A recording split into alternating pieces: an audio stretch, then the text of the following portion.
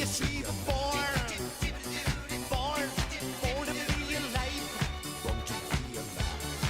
Yes, we were born, yes, we were born to be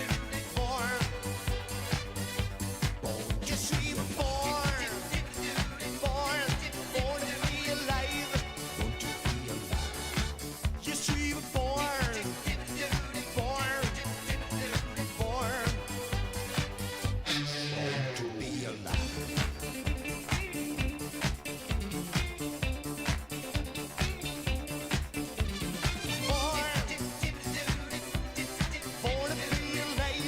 born to be alive. Yes, we were born, born, to be alive.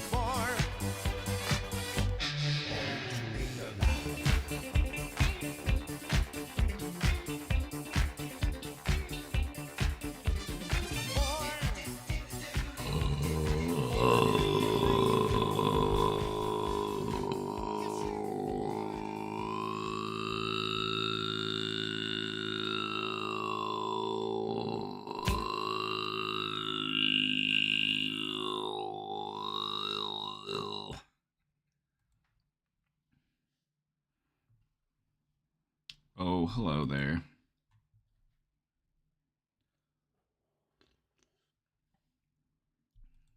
Oh, Tanu Tuva's here. Perfect. Whenever I see Tanu Tuva, it makes me want to throat sing.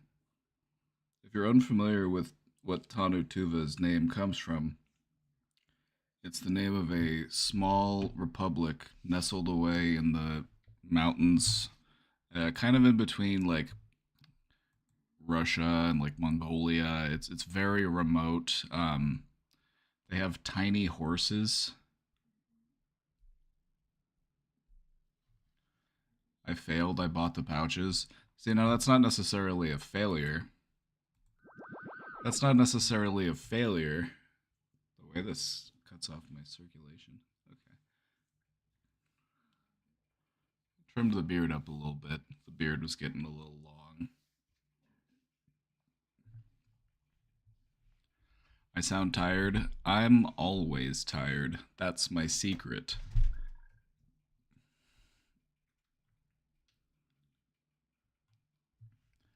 It's been cold. And whenever it's cold outside, I get sleepy.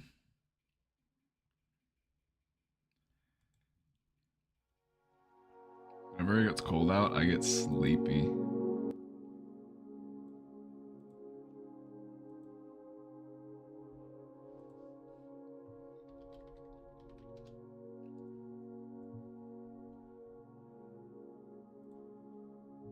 The Tuvan People's Republic, also known as Tanu Tuva, it was one of the socialist republics that existed within the USSR, but its history predates that. Have you heard of a guy by the name of Genghis Khan? You've probably heard of Genghis Khan. Most people, I would say, know who Genghis Khan is.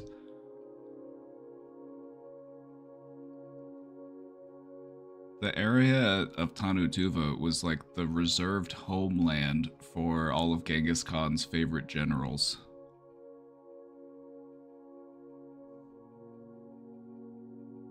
Can I vent a little? Not doing the best? Hey, vent away, my friend.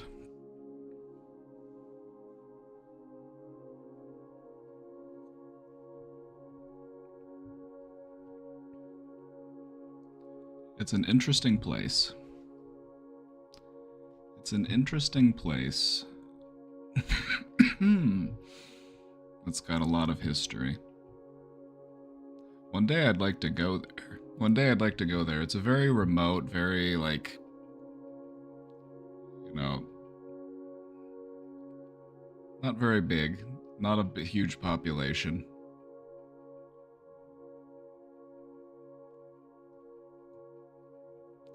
But the real goal here is to go to Tuva and get the full yurt experience.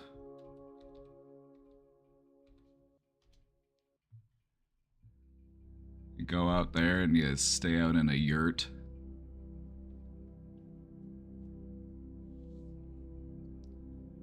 It's high in the mountains, so they don't really get many trees. So there's just these wide rolling plains nestled in these like mountain peaks. It's a beautiful piece of countryside.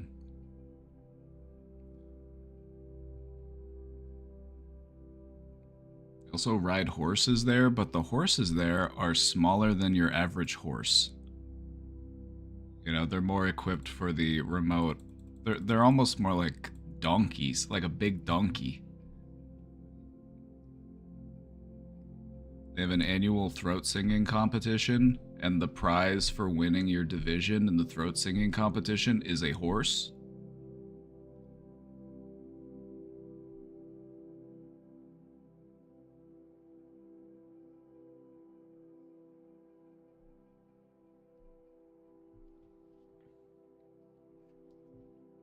So that's a dream. That's a dream to visit the Republic of Tuva, participate in the throat singing competition, and walk away with a brand new, maybe slightly used Tuvan horse. Just look at the outfits though. Like, isn't this so cool? Like, look at this outfit. Oh my god, these guys are like the drip here.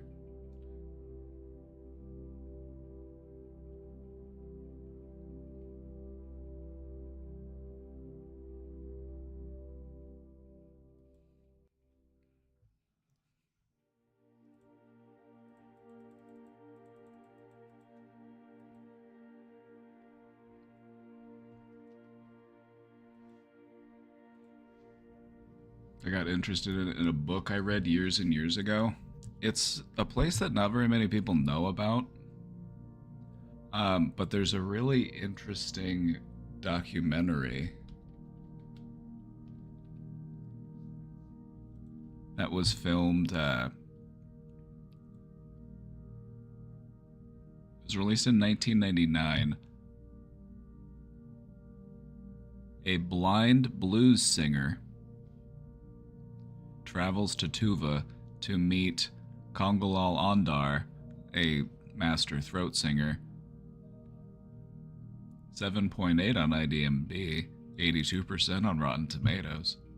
It's called Genghis Blues.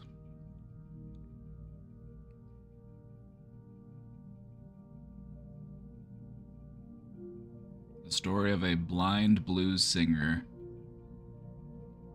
traveling to a remote country and seeing what the culture is like there.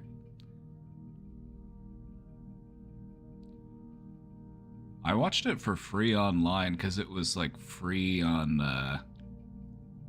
yeah, like you could probably find it on YouTube.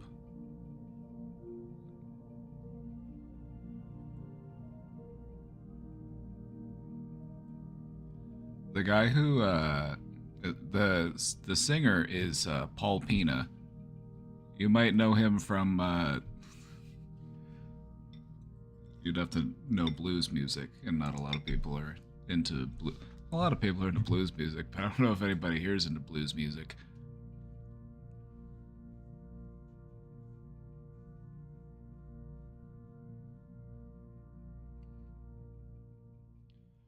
So I got diagnosed with rheumatoid arthritis in November, and right now I'm in a lot of pain and overwhelmed. Got so much going on. Seeing a specialist about my arthritis. Got blood in my urine. I got to see a kidney doctor. You got a lot on your plate right now, my friend. What are they talking about as far as like treatment and management of it? You know, for like the rheumatoid arthritis, is there any amount of like physiotherapy, any stretches they want you to be doing? And it's like they hurt, they don't feel good, but it can help to save you from more pain down the line, perhaps.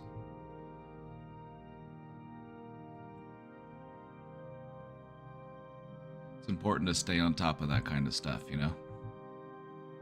You might not be able to get rid of it completely, but you can at least manage it to, you know, have more comfort in life.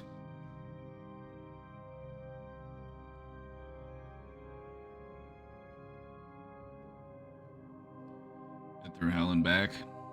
Yep. when you hit the bottom, you only got one way to go, and that's up.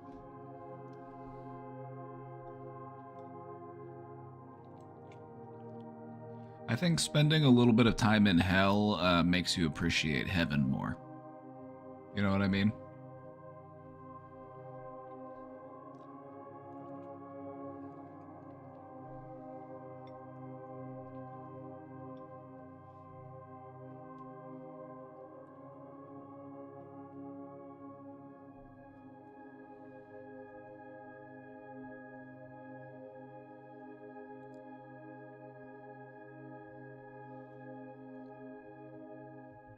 What's important to remember is that if you feel like you're in a bad place, you want to be mindful of the ways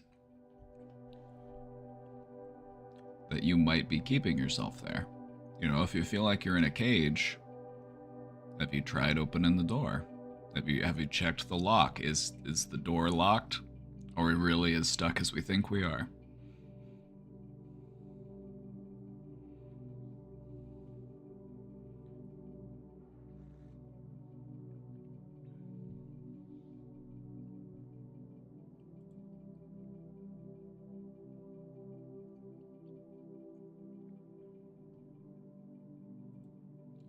Life will feel alright for 3 days, then feel bad for 20, then feel good some days, and I don't know. I wish there were more good days.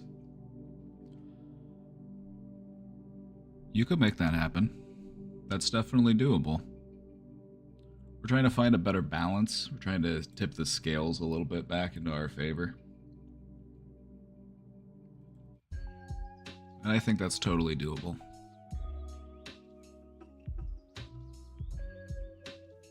Even though the bad days might outnumber the good days, are there really is it really that clearly defined? Is it either good or bad? Are there some days where it's just like, eh? Are there some days where it's like, it was okay?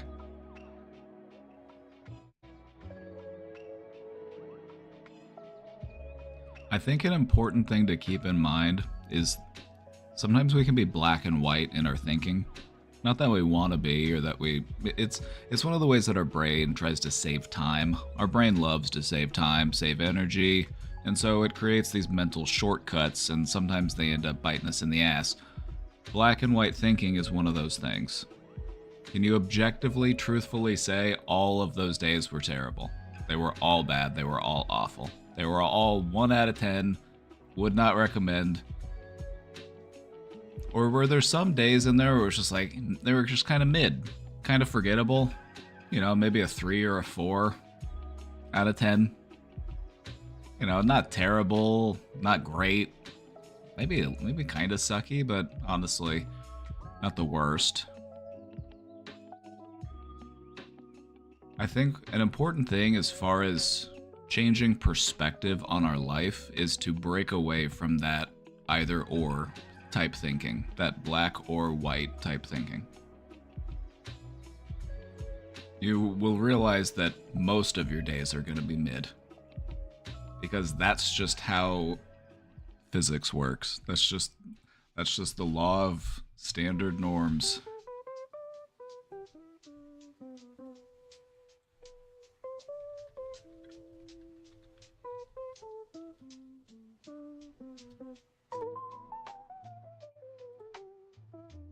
Alright, it's time for a statistics lesson. We don't normally talk about statistics here, but statistics are important sometimes.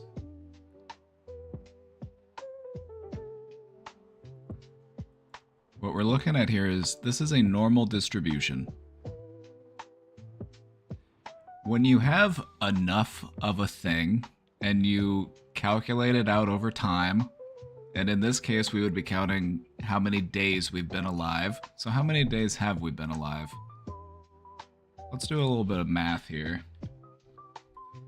Let's say, okay, what do you think the average age is of people watching right now?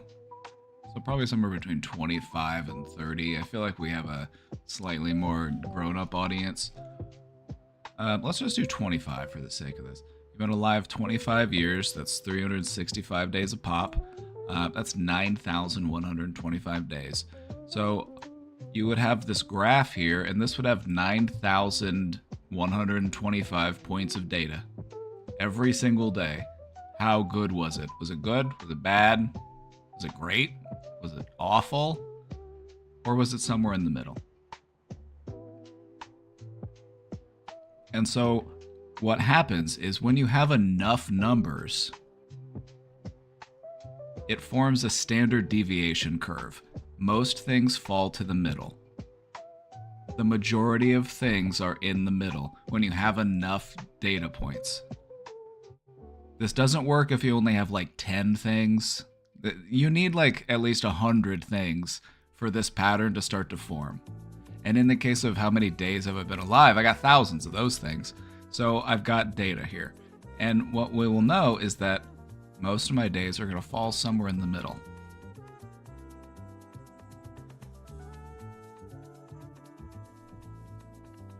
Now, the thing to remember is that our brain really loves an extreme example.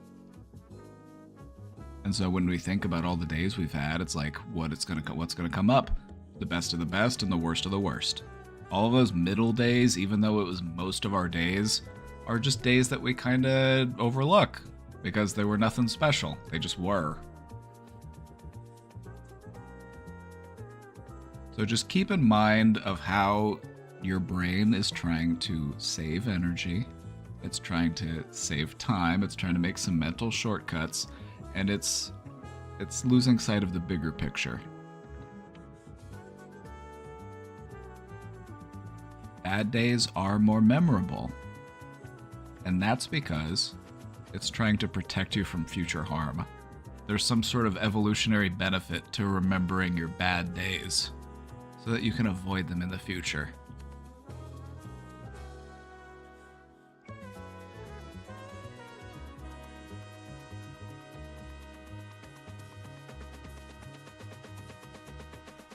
Anywho, thank you for coming to statistics. Class dismissed.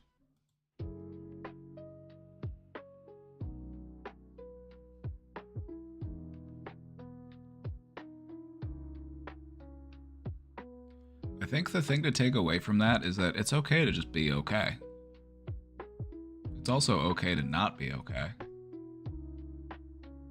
Most of our days are just going to be mid, and that's okay. Now, over the scale of time, we could shift our entire graph into a more positive direction, and so that our midpoint is actually better, so that like mid is actually, still really good. That's also something you can do. You can also shift it down the other way. It's like maybe I'm having a bunch of mid days, but those days are still pretty bad because that's just where my scale is at. So we're trying to shift our baseline.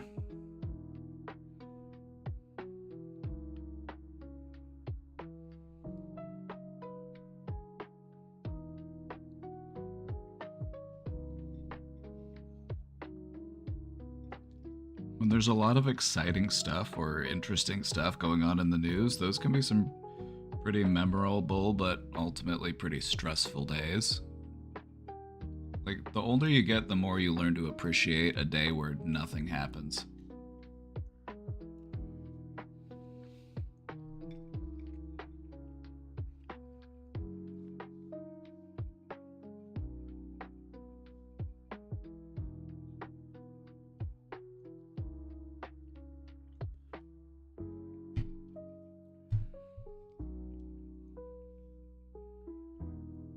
Proud that you're still alive and hopeful. Hell yeah. Hold on to that one. Keep that one close to your heart.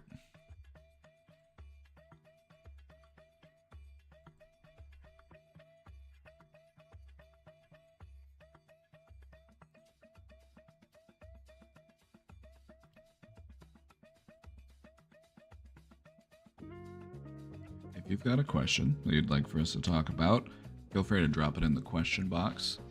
This is the most recent one we'll be able to get to any new ones right away. Also, before I get to this question, I'll give you a little sneak peek. We got a presentation today. I told you yesterday this is when we've been cooking up, so... This feels timely. This feels timely, doesn't it? Hey everyone. Oh, about time you showed up. I was about to have to write you up for no call, no showing.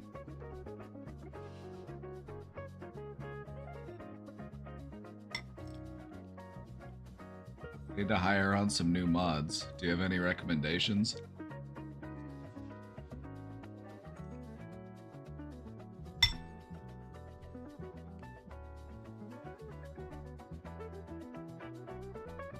We're glad to see you.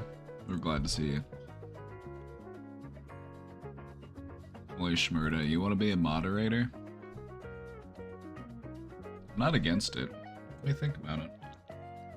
Have a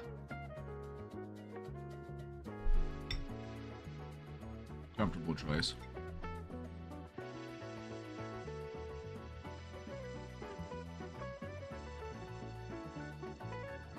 And I know 15 would do it. I know 15 would do it, but I'm just like, there are some people it's like, I know you'd be great moderators, but I'm just like, this is a place where I want you to feel like you can just chill out a bit. You don't feel like you have to be a moderator. You know what I mean?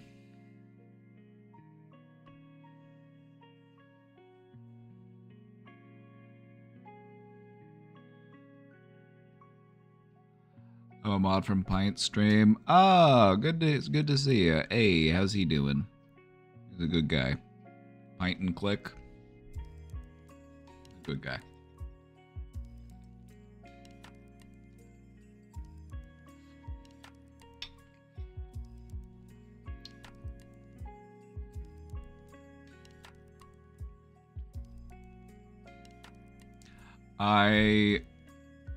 Like, if you know me, you know that that's high praise coming from me. I know that that doesn't sound like a lot, but just me actually saying that somebody is a good guy, like, that's a lot coming from me. Given my track record with how I can feel about other men. But I'm working on it.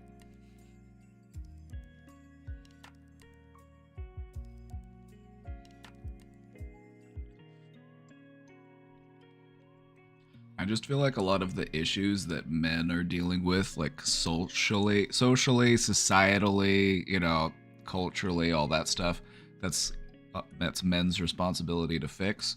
And so as a result of it, I've had to become very aware with some of the common misconceptions that many men have, some of the struggles that men have to deal with. Some of the maladaptive coping skills that men will commonly use.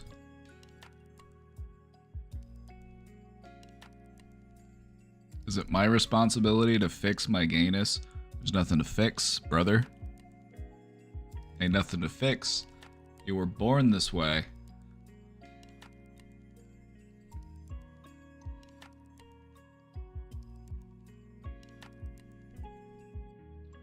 As a Native American, I want to help people with mental health because I know as a Native, there's not much Native mental health workers, and that would be a great goal. No, you're absolutely right, and that's something that's very often not spoken about in America. God, the stuff that we did to the indigenous people of this country is absolutely disgusting and just so reprehensible. But it's also so glossed over.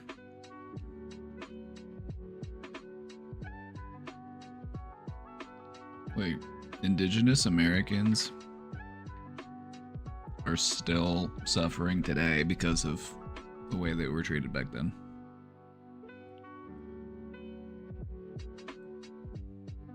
And then even, God, this is just something that frustrates me further, is like they will use like the higher rates of like alcoholism as a way of just like further judging and criticizing and dehumanizing, when in reality the reason why that exists is because there's not like the proper mental health resources.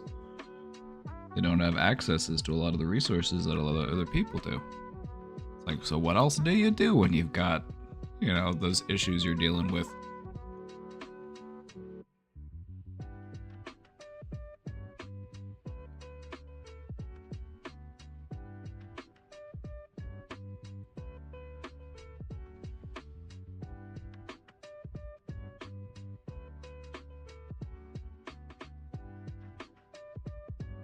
I'm so shook after we learned that slavers cannibalized slaves. Do you feel radicalized? I feel like history is the best thing to radicalize a person. Sometimes you learn something that happened in history and then you're like, wait, why was I never taught this? Why was this never brought up? This is really fucked up. Why don't more people know about this? Why am I just now finding out about this as a, you know, a grown-ass adult?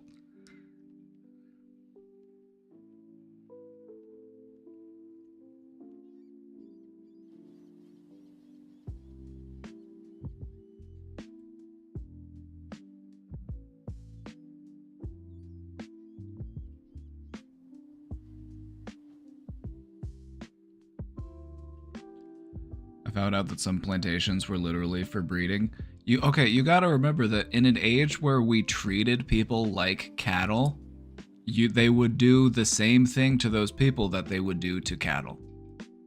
That includes all of the terrible, awful, horrible things. And that's why dehumanization is such a serious thing. And that's why when people go to lengths to dehumanize other populations of people, you should be very concerned. You know, when they start talking about Palestinian people as if they are insects.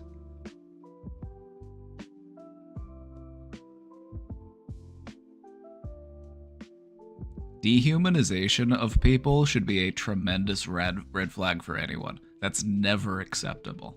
It only ever leads to just absolute horrible things.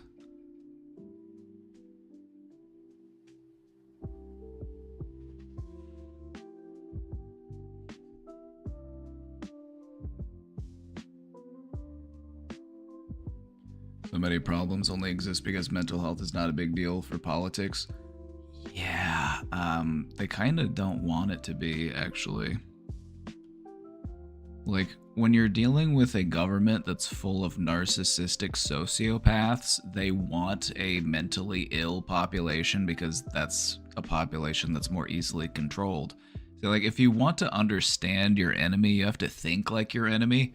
And our enemies right now are a bunch of narcissistic sociopaths. And if you really want to understand what's going on, you have to learn how to think like them. And that's a bad place to be mentally. Like, even just taking the time to, like, imagine the way that they would think, it, like, makes you feel really gross about yourself. Just, like, the lengths that people will go to, like, dehumanize people, propagandize people, exploit people, you know, and they're okay with it because they benefit from it. It's sociopathic behavior. Like, I gotta remind you that not every sociopath will walk around with a t-shirt that says, "I'm a sociopath, don't trust me." They'll come at you with a smile and a nod and a grin and a wink, and they'll tell you, "Oh yeah, we're doing everything we can. You know, we really hear what you're trying to say. We're really trying our best."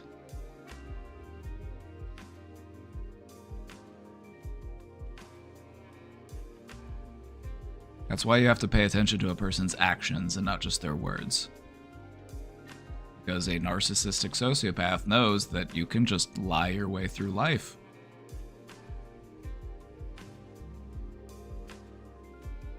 Will there be a stream about fears? You know, we actually did we did one on Halloween. And that one's actually on the YouTube channel if you want to go back and check it out.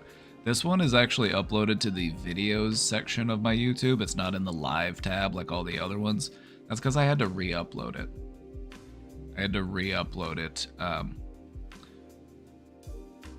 But yeah, we have one. We talk about the psychology of fear.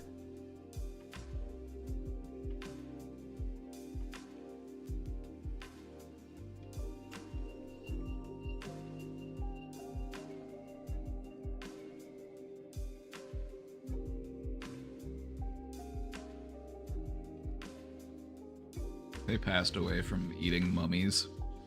Yeah, like why the fuck would you eat a mummy? That's so...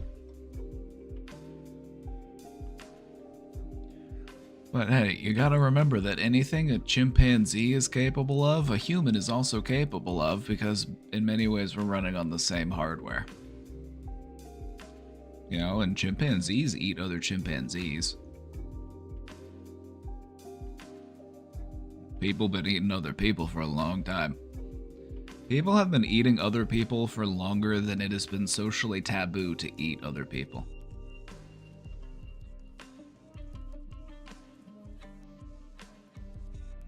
It's only been socially taboo to not eat people for a much smaller amount of time where it was actually like, just something we do. That's weird to think about. So what I'm hearing is that you would not eat a person. Even if you're like in a plane crash in the mountains. How did I not know this? Because thinking about cannibalism just isn't something that most people spend their free time doing.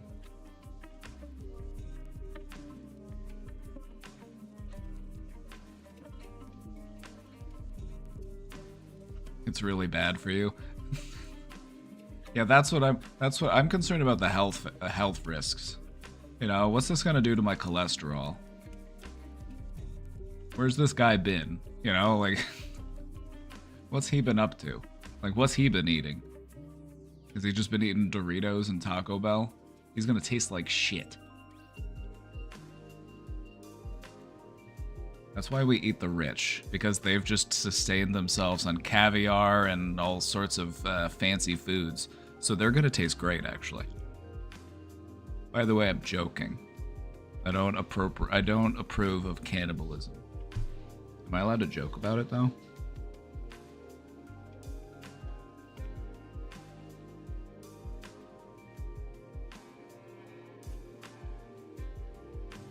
I guess we'll find out.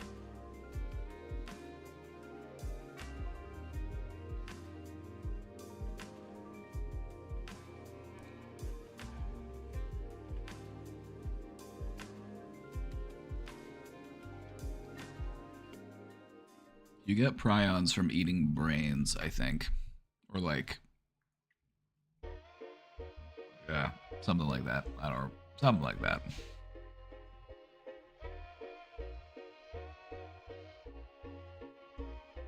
What's my meal? It's shells and cheese with tuna in it.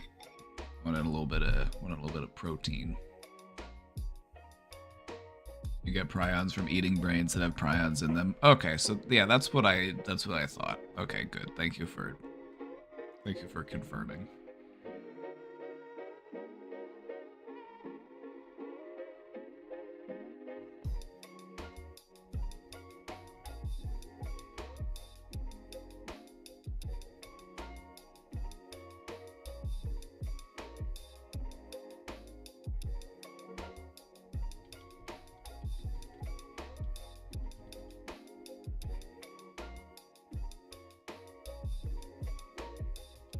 Kuru is a rare, incurable, fatable prion disease that affects the brain and nervous system.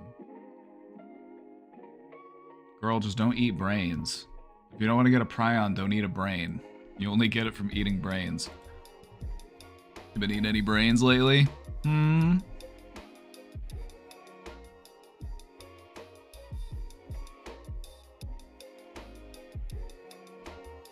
said Kuru, and it reminded me of this other thing that's called Koro. I almost got the two confused there for a minute. Not to be confused with Kuru. It's a different disease. It's a culture-bound delusional disorder in which individuals have an overpowering belief that their sex organs are retracting and will disappear. Also known as shrinking penis.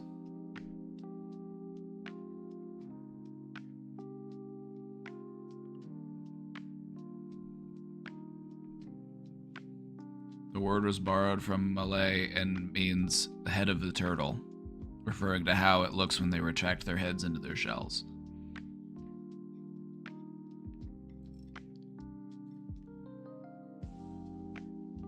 I find the people who's danced to death interesting.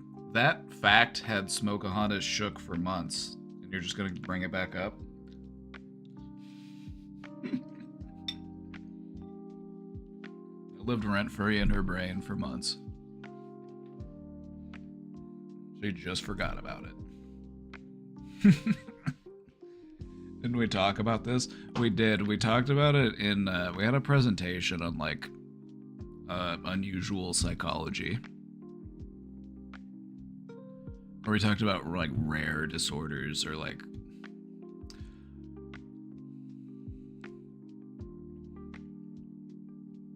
This is an interesting rabbit hole to go down if you're ever bored and you want to learn something about psychiatry. Look into culture-bound syndromes. There are some cultures that will manifest their own forms of, like, mental illness.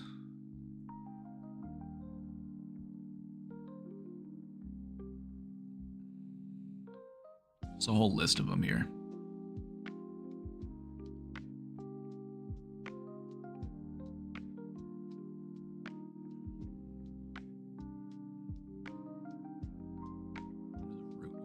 Southern United States. Root work? Voodoo?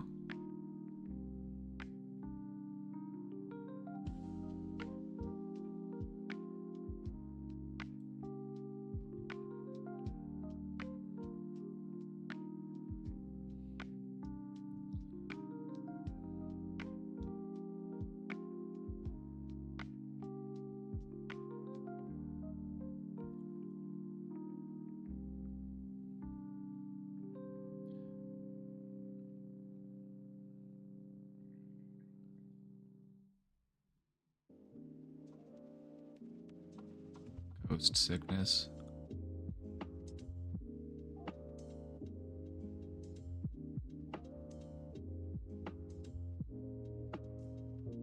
A specific form of PTSD that exists in Cambodian refugees. If you don't know what happened in Cambodia, there was a terrible genocide in Cambodia.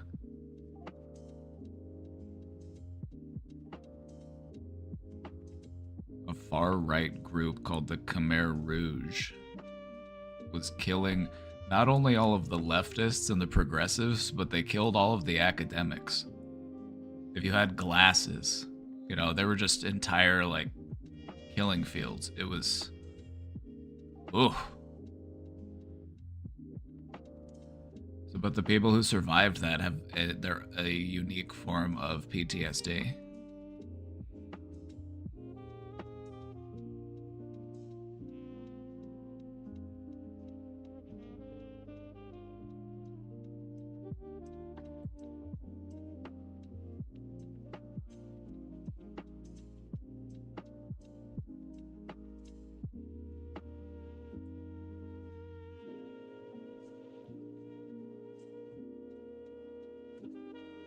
Oh yeah, in Chile too, where they're like killing professors. They're killing, you know,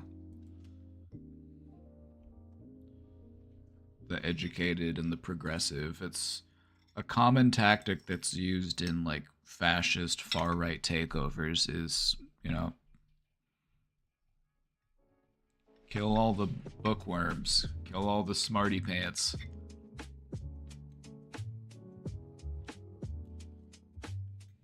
As you can guess, that's a really bad thing to do.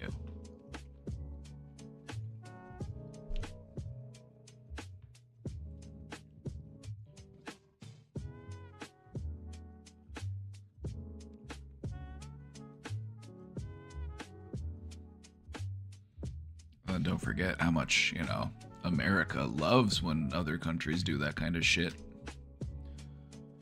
Makes it easier for us to take advantage of them. Destabilize them.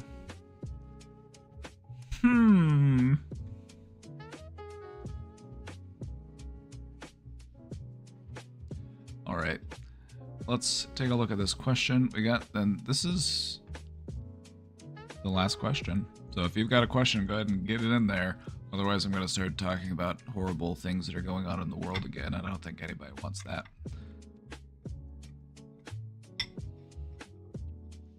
I have this issue where I don't leave some situations that make me upset, and I don't know why.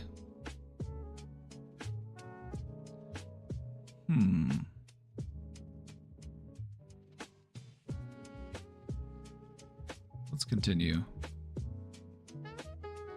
For example, I have a friend group that I don't really like anymore. They've turned into, for lack of a better word, bums. Stoners who have no control over their marijuana intake, and they all enable each other. Now, I'm pro-weed, but I'm also anti-that. You know what I mean? Like, I know what you mean. When you... yeah. They just kind of, like, they make it their whole personality, and it's like that's all they want to do. It's like they don't want to go out anymore. It's like, hey, man. Hey, man. Let's get pizza. Let's play Super Nintendo. So I know what you mean, especially if that's not the way that they used to be. It can make you kind of lazy, and it can make you kind of unmotivated, and it can make you kind of boring. That's the risk you take.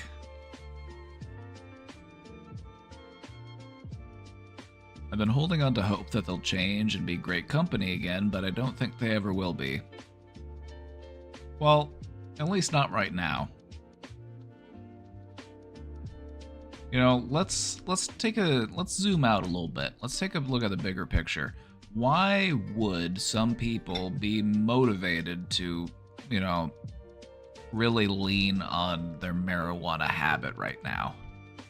You know, maybe there's some stuff going on in the world or stuff going on within their life, and it's like that's just the way that they're coping with it. That's just the way that they're getting by. Maybe this isn't necessarily who they are going to be forever, because people very rarely stay the same their whole life. So maybe it's just time for a break. Maybe it doesn't have to be a permanent separation. You know, we're not divorcing them as our friends, we're just taking some time away from them, and that's fine. You can do that in friendships. You know, you can take a break, you might not see them for a few months, a few years even. And then when you find your way back together, you're like, hey, it's good to see you. How you been doing?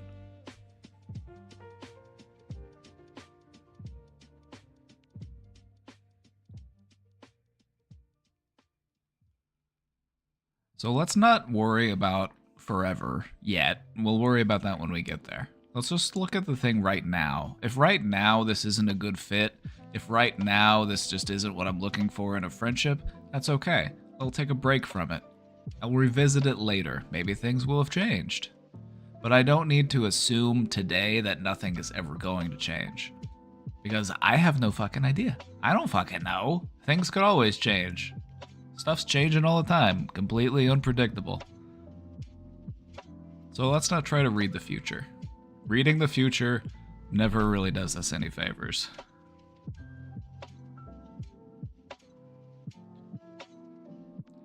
Not to be hopeless, but I've tried offering advice and they never listen.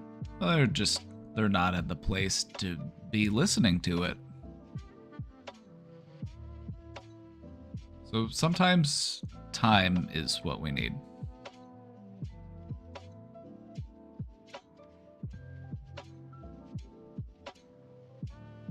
It's like the pot is just the gas that fuels everything that makes them so irritable. I've seen them take breaks from these episodes before, but they always fall back into bad habits and just act deranged. Obviously, I should stop hanging around them despite everything, so my question is, how do you cope with losing a friend to drug abuse and mental illness? Sometimes all you can do is give a person the time that they need to heal. You know, like maybe me being around is only hurting me, you know, and I'm not really doing much to help them. Sometimes you gotta let people, you know, face life and handle the consequences that come from the way that they live their life, and to be there to offer help when they're ready for it, and not insist help upon them when they're not ready for help.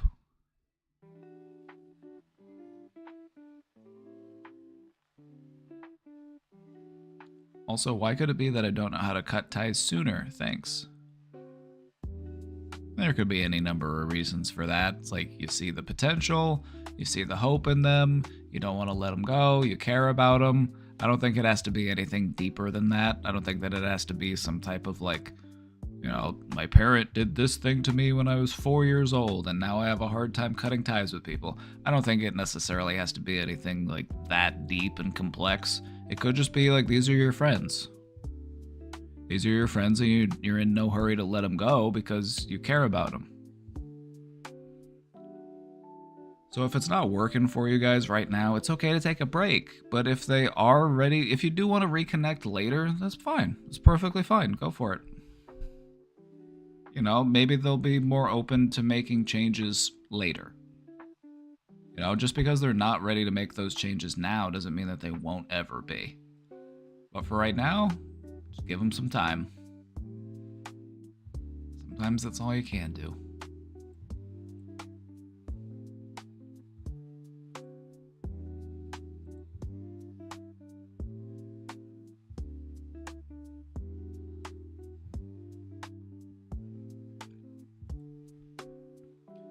I had an ego death experience on marijuana.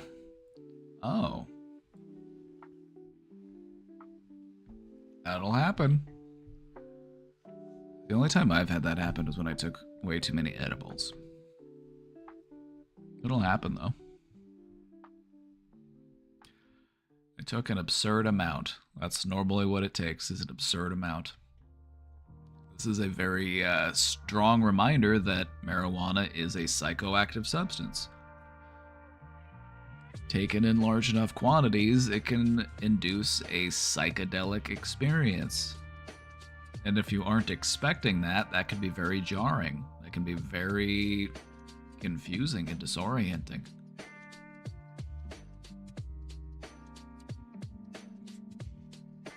Now I am questioning my entire life choices, my entire finance choices, everything, and also my brain feels like mashed potatoes. I feel consumed and overtaken from using this substance.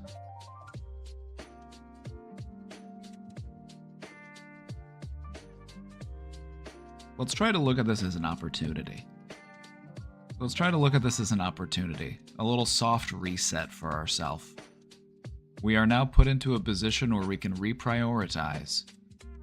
The things that were important to me before are still going to be important to me after.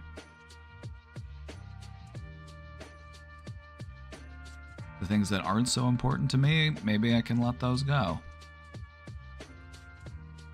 The thing about recovering and building back after an ego death experience, whether it be on too much weed or, you know, you did DMT or, you know, you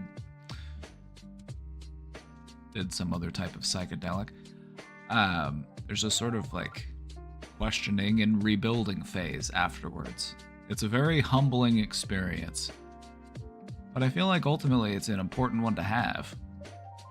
It can help you to really prioritize the things that are going on in your life. It can help you to free yourself from the things that were holding you back or inhibiting your growth. And so I would try to look at this moment, as confusing and disorienting as it may be, as an opportunity to build back better. You know, it's like your sandcastle got knocked over and you're like, oh shit, I really liked that thing, but maybe I could build it differently this time.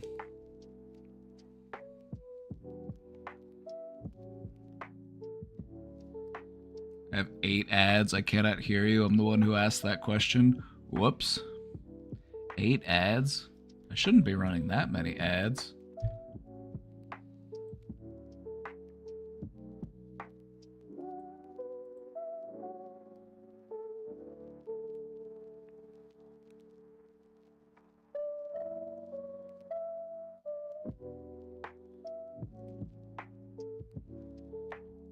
Eight ads?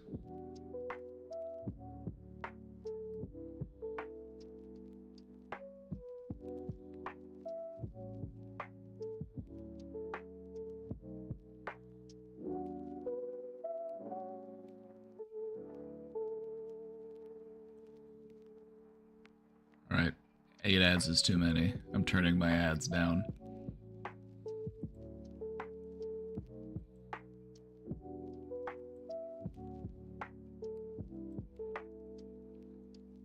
Repeat all that? God, I said a lot of shit. Alright. I'll re-summarize.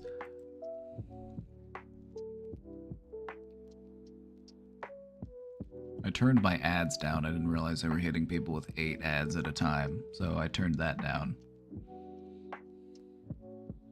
Also, now's a great opportunity to remind you that you can avoid ads altogether at the low, low price of $6.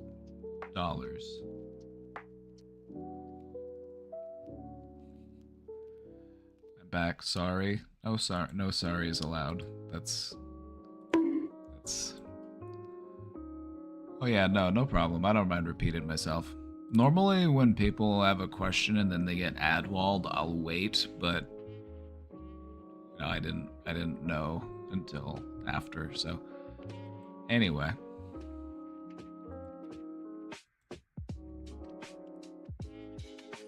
If you want to go back and see what I said the first time in case I said something cool that resonates more with you, I would encourage you to go back and check it out, but I'll give a brief summary of what I said this time. An ego death is a very humbling experience, but I would try to look at that experience as an opportunity to build yourself back up better, to reprioritize things in your life, to let go of some stuff that may have been holding you back. You know, it can be very jarring and very confusing of an experience, but I would say that ultimately it's an opportunity.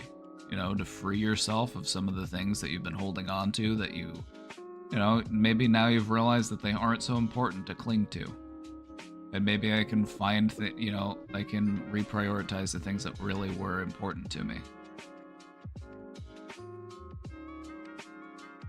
Gravedigger, thank you for gifting that sub. I'm extremely confused. Makes perfect sense. I felt very confused after my first ego death experience as well. And also, we reminded everybody that weed is a psychoactive substance, and if taken in high enough dosage, it will induce a psychedelic experience.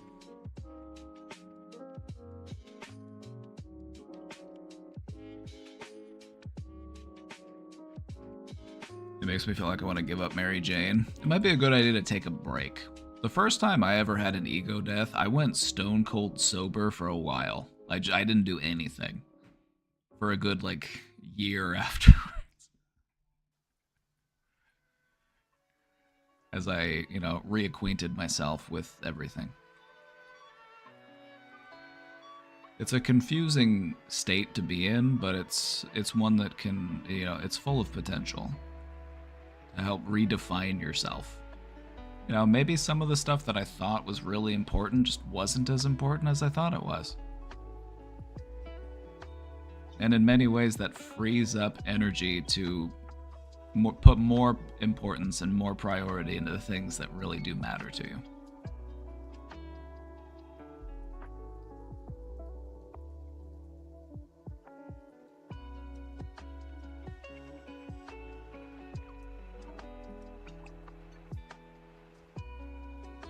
Felt like my entire existence was ripped out of my body. How did that make you feel? Let me tell you something real quick. There is, it's called integration or reintegration, whichever word you want to use. It's what is encouraged after a psychedelic experience. It's a way of making sense of it, because it can be very confusing, it can be very disorienting, and it helps to be able to talk to somebody who's also been through it and can let you know, hey, you're gonna be fine. You're gonna be fine. And in many ways, you might even find yourself doing even better than you did before.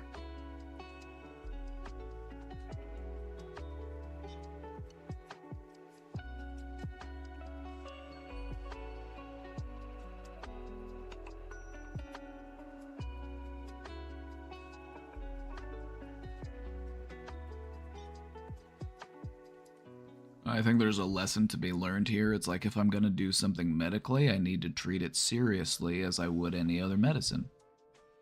If you're going to do something medically, you have to treat it like medicine. You do it at the right time, you do the right amount, and you look for a desired effect. If I'm doing any more than I need to do, then I'm just doing it for fun, and that's not really medicine. That's entertainment.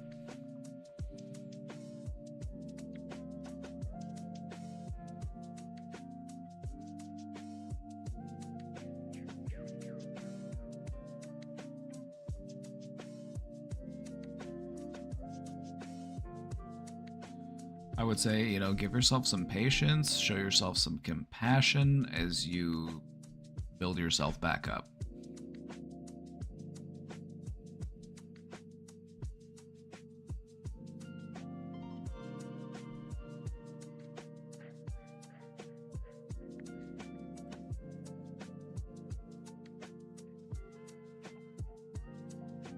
I take it for anxiety only and I've started abusing it. Well, then I say this is a great opportunity here, to treat it seriously and to use it for its intended effect.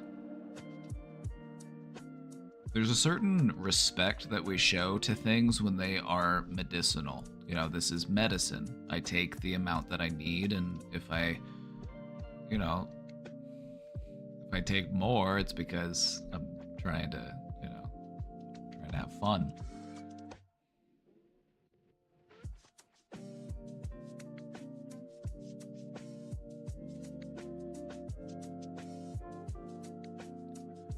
Made some fire honey to treat my sore throat. Fire honey?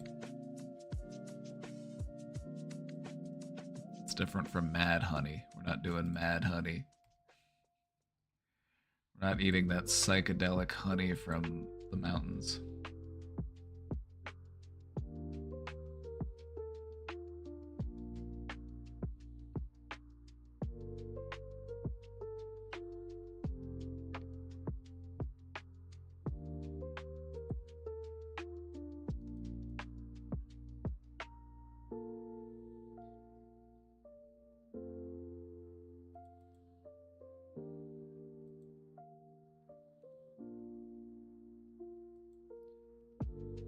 Is it like a Taco Bell scale? Is you have hot honey and then you have fire honey? It's like even spicier.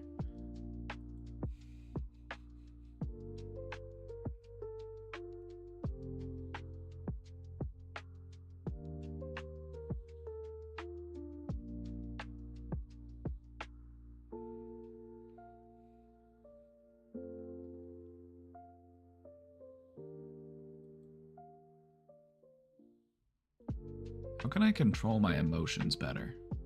It never feels like I have an emotion, rather that I am the emotion, if you know what I mean. I know exactly what you mean. This is how a lot of people feel. A lot of people feel like they are their emotions. They are their thoughts. They are their experiences. Now, you are you.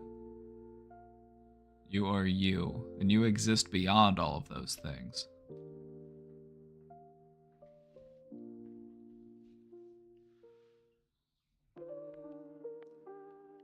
The good news is that you can learn how to control your emotions better.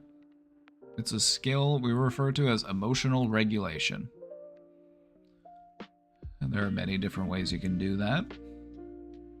So if this is something that you're interested in doing, I would encourage you to start researching some techniques and start applying those techniques and practicing them every day. Because if you want to get good at it, it's something that you're going to have to practice.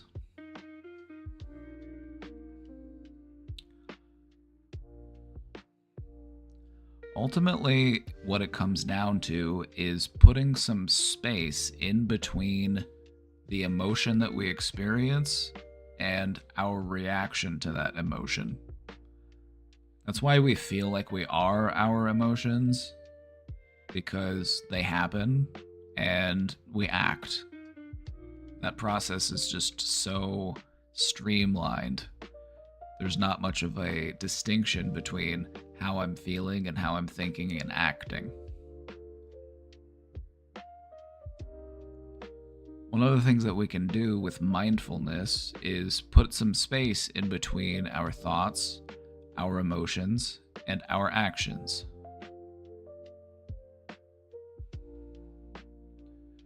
You want to practice? I'll show you a technique. Follow along with me. I'll show you a technique to regulate your emotions. What we're going to do is we're going to think about an emotion. I want you to think about feeling happy. I want you to think about a situation.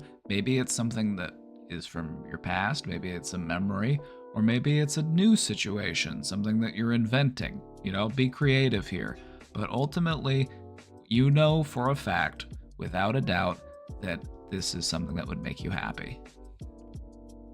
So think about being happy. What does being happy feel like? Describe it to yourself.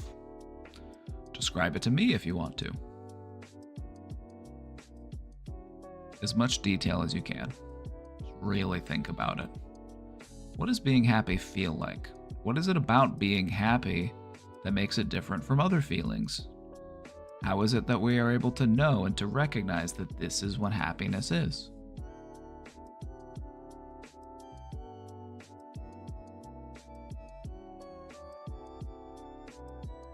So think about it. I'll give you some time. I'll give you some time. Go ahead and just think about it for a moment. Happiness. Some of you might be thinking, I've never been happy. I don't know what happiness is. I've only known misery and suffering. To which I would say, can you imagine happiness? If you're having a hard time thinking of something that would make you happy or something in the past that has made you happy, make something up. What is something that without a doubt would make you happy? Real or imaginary?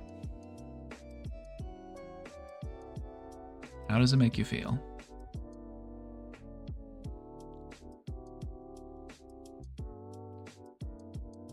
Warm and fuzzy? We're feeling warm and fuzzy? All right, think about that feeling. Try to go deeper into it. Try to welcome it in. Try to invite it in.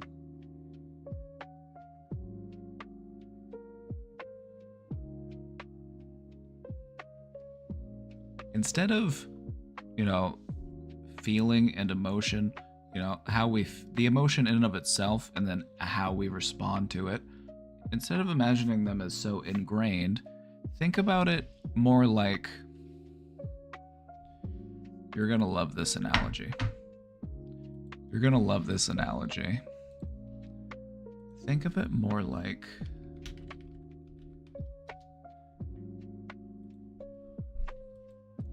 you're a Super Nintendo. You are the Super Nintendo. And however you are feeling is that whatever's plugged into you, whatever cartridge that is how you are feeling. So right now, the cartridge that I want you to plug in is the one that says happy on it. Boot that one up and see what happens.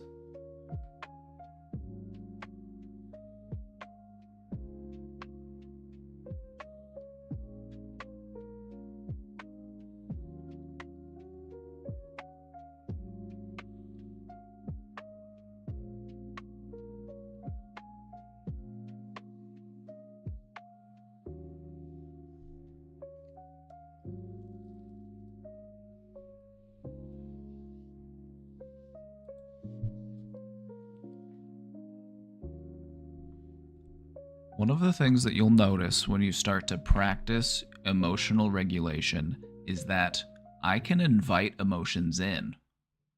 Emotions don't need to just be things that pop up randomly or things that people, put on to me or things that happen to me. They are also things that I can evoke. They are things that I can manifest within me.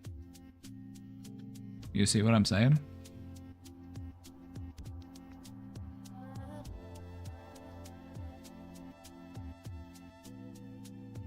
So, one of the ways that you can learn how to better practice taking care of your emotions and regulating your emotions is to just sit there and try to feel an emotion.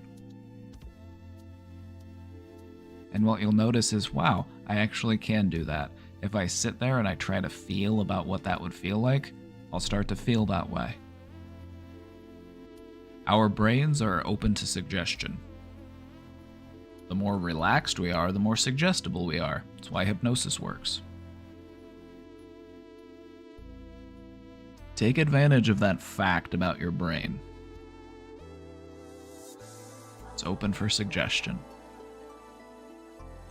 What sort of feelings would you like to suggest to yourself?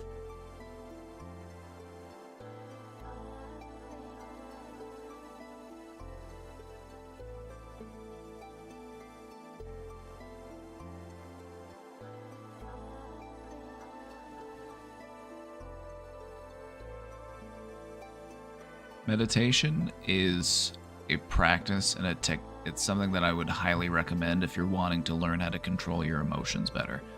Meditation is very good at creating that space in between the emotion that I'm having and how I respond to it.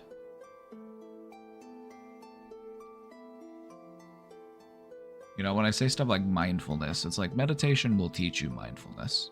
Mindfulness is just awareness, and meditation is just awareness. So at the end of the day, what does it all come down to? Awareness.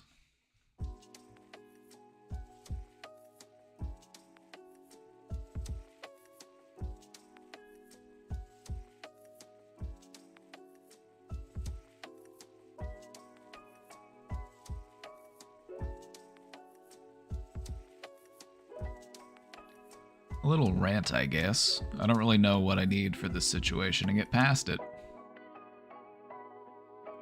Alright, let's talk about it.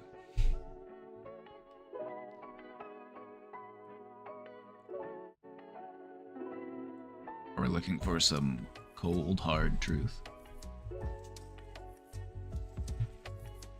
Alright, let's see what we're cooking with here.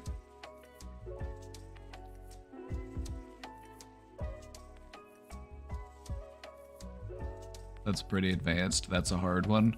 Wait, something I said?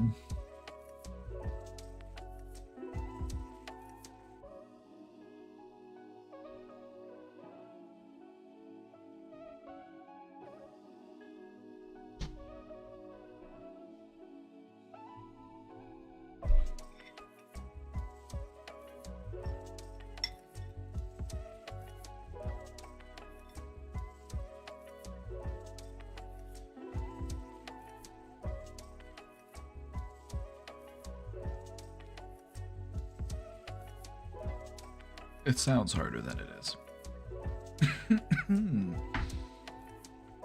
It sounds harder than it is.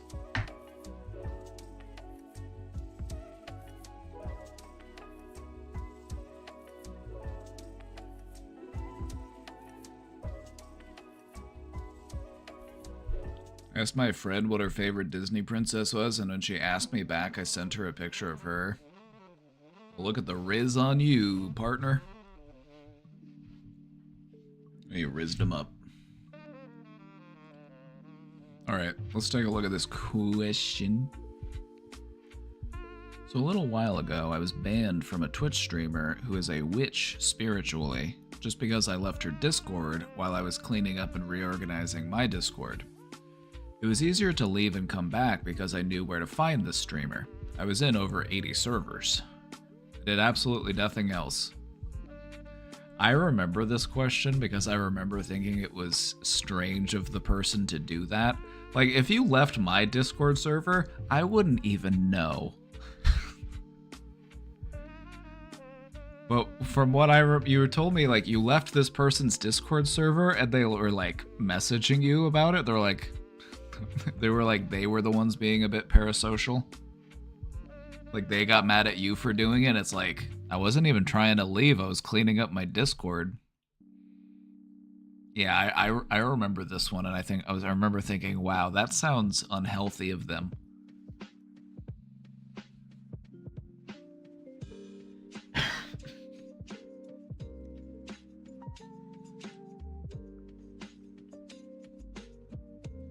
like if one of my moderators left or like somebody that was like very established in the community just like left abruptly, I might be like, hey, you all right? What's going on?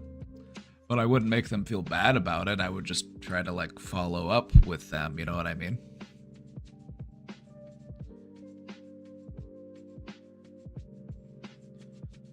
I think recently I felt happiness from being able to feel sadness safely in some moments. You're really cooking with that one, buddy. You're really cooking with that one. Sometimes the way to feel more happiness is to allow yourself to feel your sadness, you know, like get it out of the way, get through it, feel it, you know, so that you can move on. Start feeling other stuff.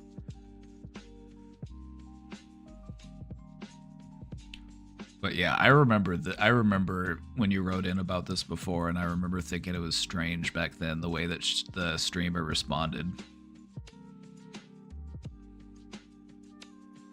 Didn't call her any names, didn't do anything hurtful to her or her community. And like, you're okay, let me just say, you're not a bad person for doing this. Like, you don't have to. I think you're like really looking at like, I must have done something wrong. And you didn't. Sometimes people will treat you poorly when you didn't do anything wrong. That's just an unfortunate fact of life. So you don't need to like consistently like look like, what did I must have done something wrong. I'm missing it. I'm like, I just don't understand it. It's like, no, you didn't do anything wrong. You didn't do anything wrong. They were out of line to do what they did.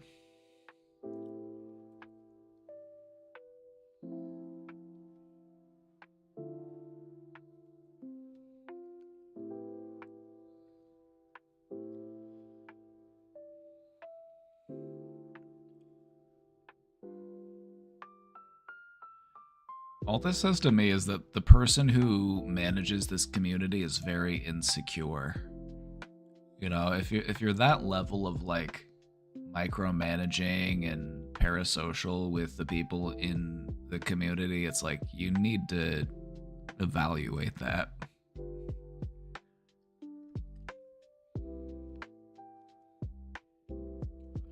I wouldn't even think about doing anything like that. Yeah, and I don't think you did anything that was warranting of a ban. I think, you know, the only thing that happened here was maybe this person's ego was wounded because they're like, someone left my community. When you're a content creator and somebody leaves your community, especially if you're like on the grind of like trying to make it as a content creator and you're fighting for that number to go up and you're like, come on, let's keep going. But you see the number go down, you're like, It's a cold reminder. It's like, oh my god, I might not make it in the content creation world. Somebody left my community. My community is getting smaller. I'm a failure. And they redirect that anger and frustration onto the person that left. Even though the person was going to come back. And so they ended up making you leave permanently. It's like...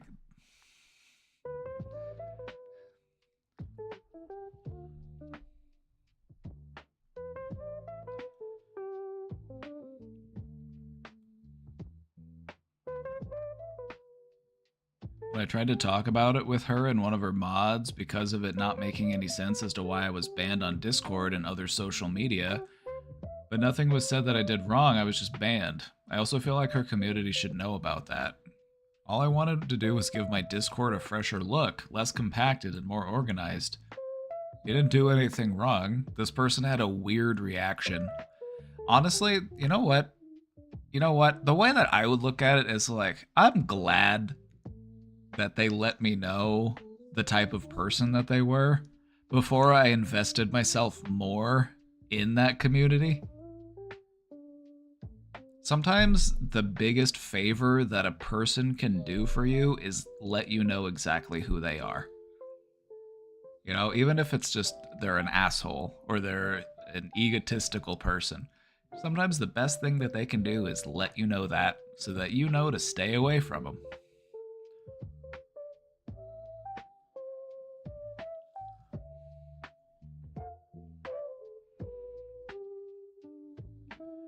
Yeah, if you're trying to make it in the content creator world, don't do stuff like this.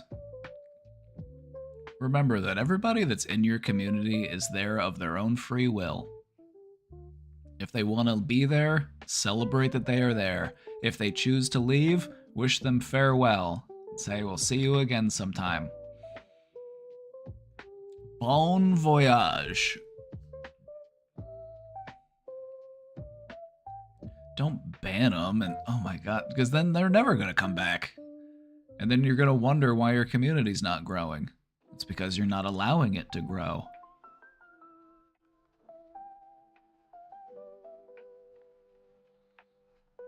Yeah, just these are the types of communities that are like very parasocial, they're very like cliquey. It's like, and this is something that people don't normally talk about enough, but this is something that I see a lot of because I work as a streamer and I know a lot of streamers.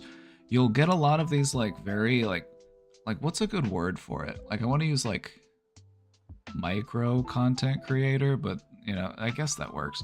These people who have like communities, you know, around my size, maybe a little bigger, maybe a little smaller, but typically like less than 500. And these people, they'll get very like ingrained within the community.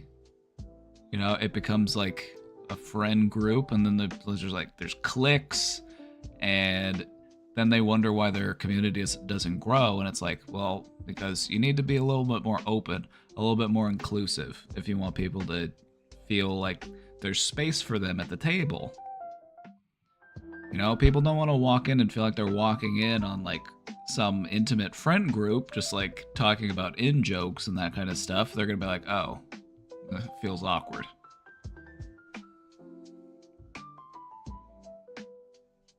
High school drama.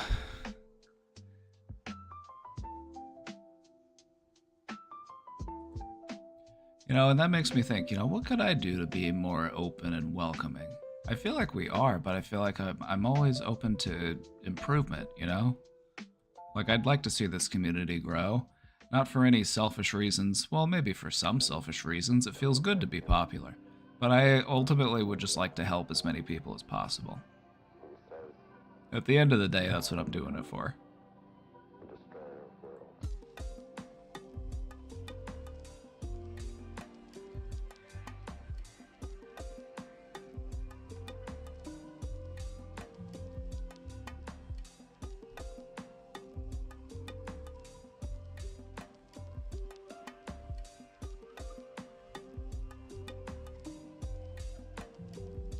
Just keep being based and true. I'm trying. Collaborating, maybe? I'd have to find somebody that's the same type of weird as me. I have some people in mind. This is true. The thing about collaborating, though, is like, it's hit or miss on whether or not it actually helps your community to grow. A lot of people put a lot of emphasis into the importance of collaboration, and it is important, but it depends. Definitely cartoon therapy. Oh yeah, that's pretty much the only one that comes to mind at the moment of like crossover episode.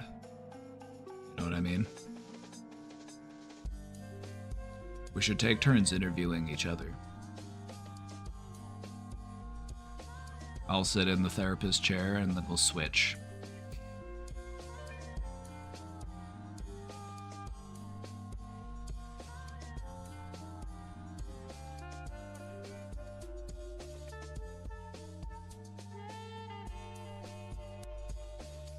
Alrighty, let's get to this next question. I've been struggling with social anxiety for a few years, and recently started worrying about how I am perceived at work by my coworkers. Well, social anxiety will do that to you. Social anxiety will make you... Well, the thing about social anxiety is you want there to be a little bit of it, because social anxiety is what keeps you from walking around in gravy-stained sweatpants and a sweat-stained t-shirt, you know, walking around the office smelling like body odor. It's like social anxiety can actually motivate you to, you know, practice some good self-care, make sure that you're looking good, smelling good. So we want there to be a little bit of it, right? If we were just completely free and devoid of social anxiety, we just wouldn't give a shit. We wouldn't try, because why would it matter? There's nothing at stake. So we want there to be a little bit of social anxiety. It's just about how we respond to it and how we manage it that really matters. For context, I'm a big guy. Hey, that's relatable. And my coworkers are mostly women. Also relatable. Whenever I worked at a mental health office, most of the people that worked there were women.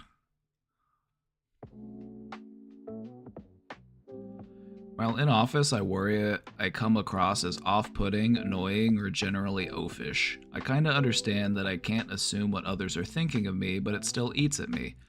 What are ways I can put these fears to rest?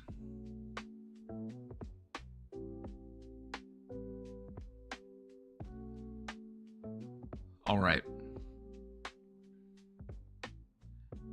How real are we ready to get? How real are we ready to get? You want to get real? You just want to skip straight to that? Let's get real. What might be going on in this type of situation is that I have my own insecurities about me. Like maybe I'm worried that I might be off-putting, annoying, or oafish. And so I fear that other people will see me that way. But it's easier to mentally conceptualize and accept if it's other people that feel that way, not that it's me that actually feels that way about me. And so what we tend to do is when we have insecurities, we project them onto other people. We think that they surely must think that I am all of these things, because secretly that's what I'm afraid of being. So it's possible that that's what's going on. Maybe that's what we're worried about being. And so when we're worried about being that, and we assume other people must be thinking that too, otherwise why would the worry exist? If I wasn't worried that people were thinking that, then why would it exist? So I think something that's really important in dealing with social anxiety is working on your self-esteem, working on your self-confidence. In some, it's about 50% that and 50% learning not to care what other people think about you. Realizing that I could do everything right, I could be, at my optimum performance, I could be doing my best, I could do nothing wrong, and people could still resent me for it. So no, I'm never going to have a 100% approval rating. But I need to learn to recognize that I'm trying my best. I'm probably not as bad as I think I am. People probably like me more than I think that they like me. Or at worst, they probably are just ambivalent. They just don't really care about, I'm just a guy. You know what I mean? They don't have to actively be hating me.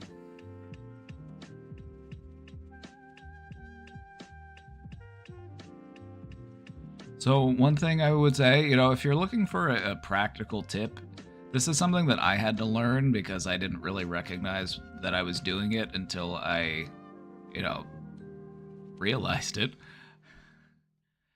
Was like, if you're a big guy, don't stand right next to people. Because then what ends up happening is this.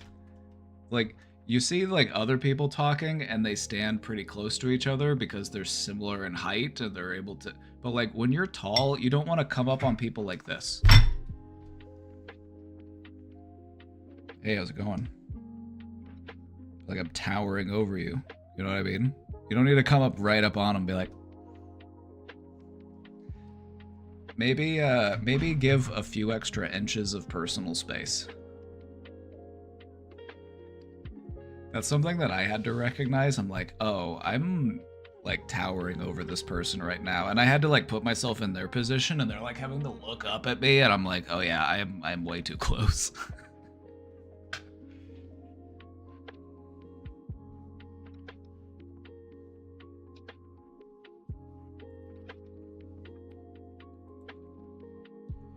For some reason, I have less insecurities in larger groups. I would think surely one of them would let me know the truth, but like on a date with one person, you can never be too sure and your insecurities swarm consistently. And in essence, they end up becoming a self-fulfilling prophecy because, you know, when I have all of these insecurities, the other person can pick up on that, and maybe they feel like I don't like them, or maybe they feel like I'm distracted or I'm not really interested, when in reality it's just me overthinking my own insecurities. I don't actually want to push this person away, but they're having a hard time getting closer to me because I'm so prickly.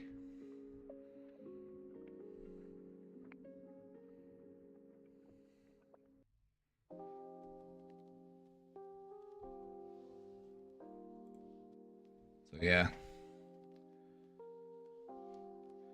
Be mindful of that personal space.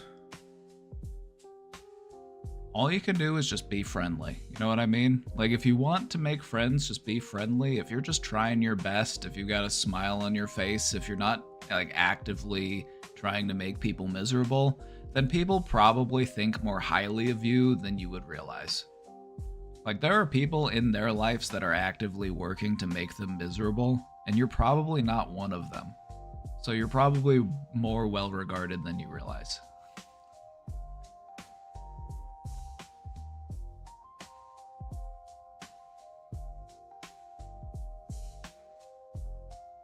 Is oafish a real word? Oh, it is. Oh, it is.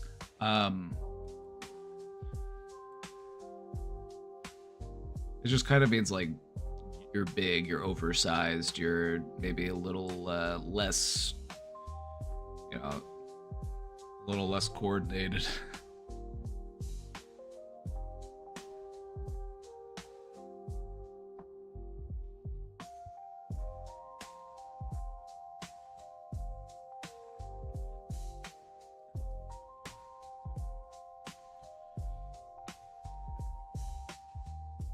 While it's important for other people to think highly of us because, you know, we're social creatures, we need that. We need social approval in order to survive.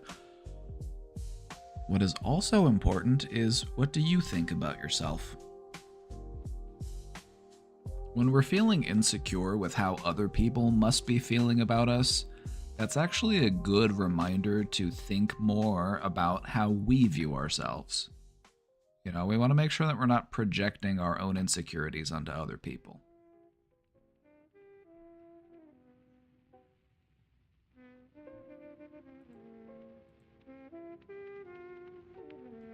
This is wholesome content, you know?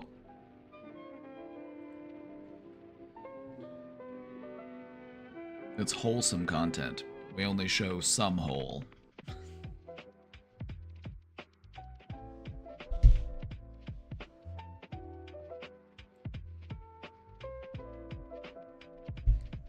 I have undiagnosed age regression. Alright, one sec. Hold on, let me take a bite of my macaroni.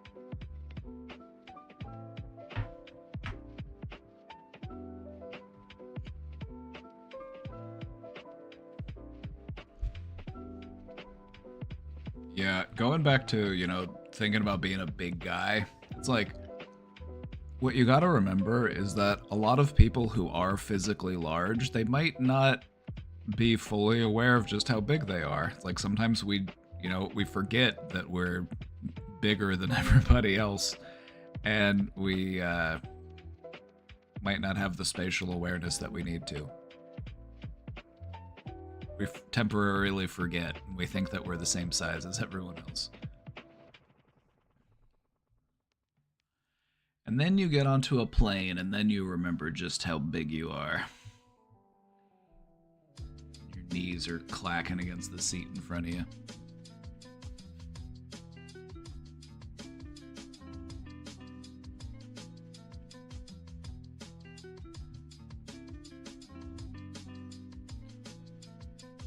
All right, let's take a look at this question.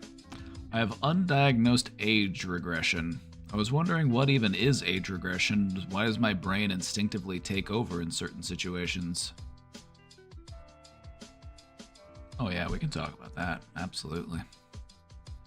Like a switch goes off or something, and also I was wondering if I should bring it up to my doctor. Probably. You know, that's a good idea. How would I? I feel like it's embarrassing and I feel crazy even bringing it up. You'll feel even crazier keeping it to yourself, believe me. You know, if you tell your doctor about something like this and they make you feel crazy or they make you feel embarrassed, it's like, find a different doctor. It's not a good doctor. Doctors are meant to be compassionate, willing to listen, understanding. You know, they're there to help you. They're not there to make you feel bad. So, you say undiagnosed age regression. Age regression isn't really something that's diagnosed. It's not like it's not really a diagnosis or like a condition. It's more of a defense mechanism. It's a response to stress. And you asked, what is age regression? Age regression is when a person will start acting like a younger person. You know, they might be a full-grown adult and they might start acting like a child. A good example of this is, you know, a Karen in the store not getting their way and throwing a temper tantrum in front of everybody.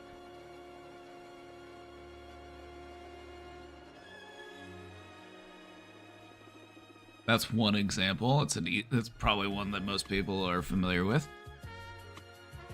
It also could apply to like an older child, like think like a 10, 12-year-old, reverting to younger childlike behaviors, like baby talk or sucking on their thumb or that kind of stuff. That's when you normally look at age regression, is it's more of like a older child reverting back to a younger child in behaviors. Sometimes it's an adult reverting back to childlike behaviors. And so it's a response to stress. When we are dealing with a stress and we're not sure how to handle it, we revert back to a childlike sense of self, and we react as we would when we were a child. We might kick and stomp and cry and throw stuff and, you know.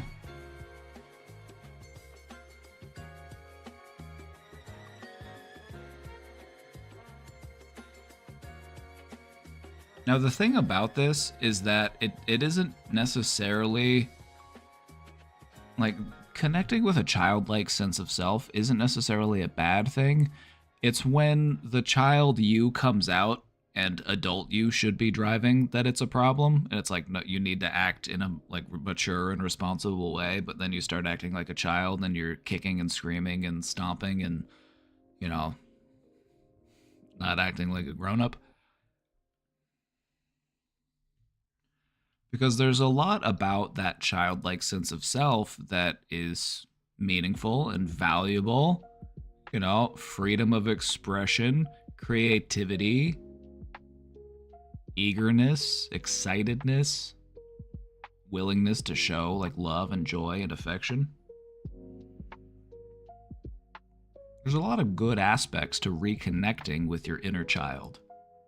It becomes a problem, though, when our inner child takes over in a situation where we need a level head. We don't need a child driving this car.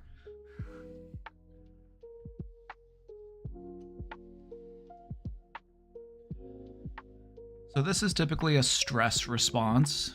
You know, this is something that we've learned as a way to cope with stress. But it's very treatable. You know, it's definitely something that you can do something about. And talking to your doctor about it is a great way to get that process started.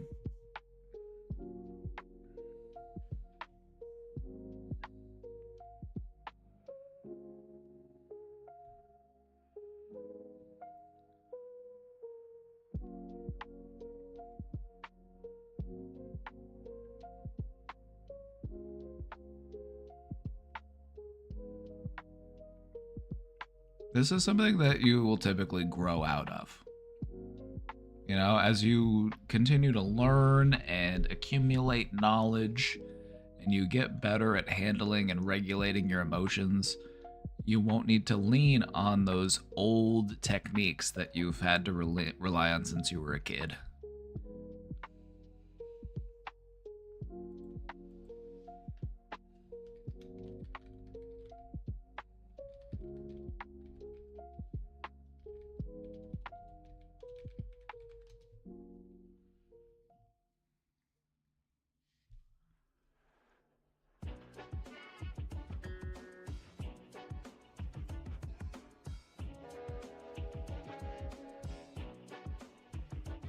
Age regression. Let's think about it in two different ways: voluntary and involuntary.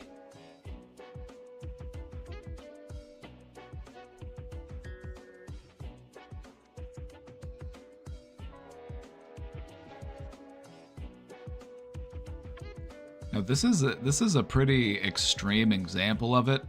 I would say that age regression isn't just being a baby. This is where I'm like, okay, they're really caught up on the the adult baby.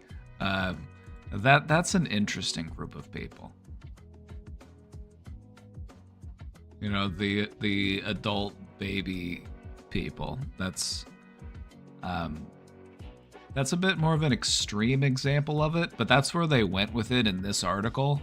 And so when you think age regression, you might think about like adults in onesies, adults wearing diapers.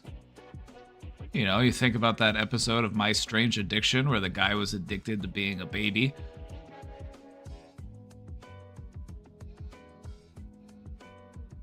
And so they're really fixated on like the childlike baby aspect of it. But I feel like it's more about reconnecting with that youthful sense of self, you know, the part of you that is excited to explore the world and everything is new and you're able to just let loose and have fun. Some people take it to a bit more of an extreme.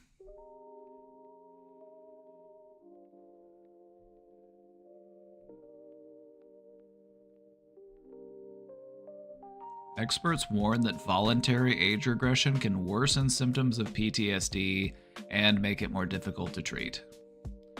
This is something that some people will do as a response to like PTSD, is they'll get into like the baby play, which is like, I understand why they do it. I'm just like, huh.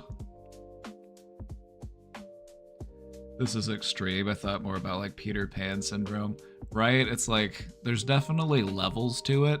Whenever I opened this article, I wasn't really expecting them to go straight into like adult diaper babies, which are a thing. You know, that's a way that people cope with trauma, and research has shown that it's probably not a good way to cope with trauma, but it's the way that they cope with it.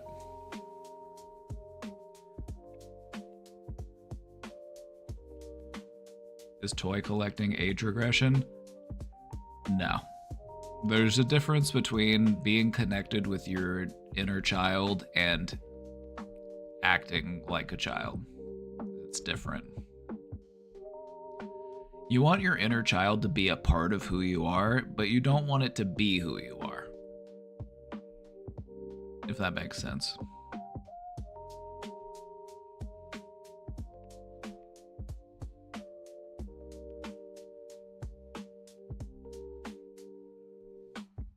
collect plushies and I have hundreds, is that age regression?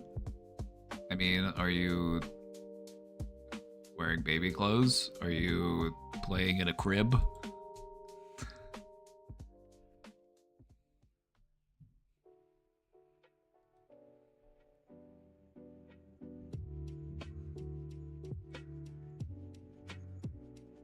We want to be connected with our inner child, but we don't want to let our inner child run the show because they're a child. Like, would you let a child do your taxes? Probably not. Would you let a child drive your car? Probably not. We want our inner child to be a part of us because that's a fun part of us. They know how to have the most fun. Nobody knows how to have the most fun like your inner child. To just be completely carefree in a way that only a child can. So it's an important part of you. It's an aspect that you should embrace, but it's not a part of you that you should let, take the lead.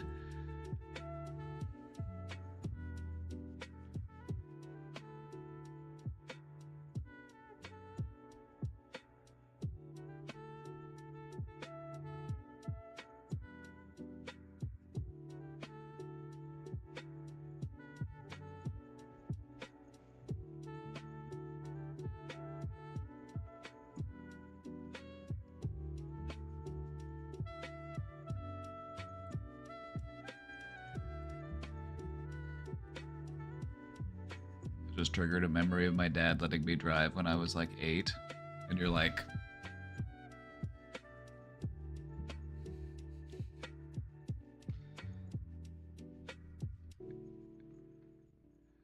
wow. He's like, just don't drive into anything.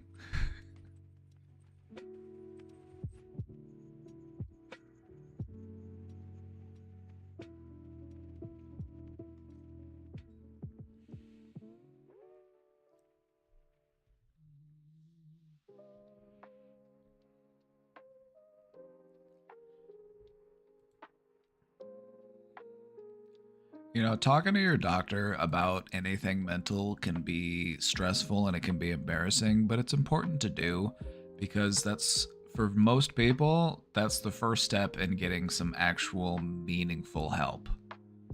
So if it's something that's stressful for you, if it's something that's bothering you, I just want to let you know that there is help out there. You just gotta ask for it. You don't want things to get so bad that people start coming to you and offering help. You want to be the one to go out and ask for help before it gets to the point where people are like, do you need help? Can I help you? And it was like, what can I do for you? You know what I mean?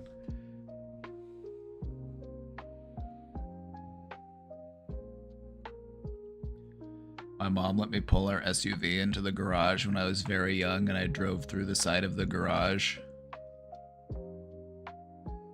She sounds like a real intelligent person.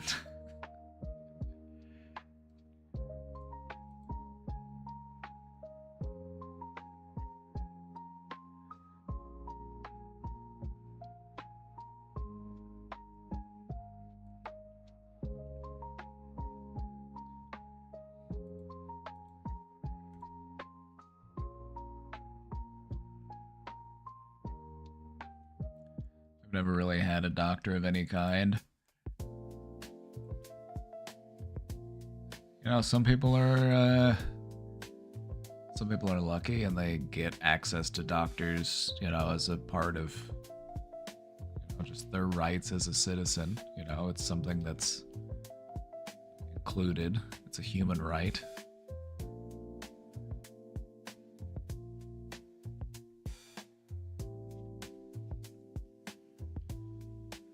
I was always afraid I was going to hit something. Let me just say something. If you're a good driver, you should be worried about the possibility of hitting something. Being worried about hitting something is what is actually going to make you a good driver. I would be more concerned if you weren't worried about hitting anything. I want you to be worried, because that's what's going to make you good.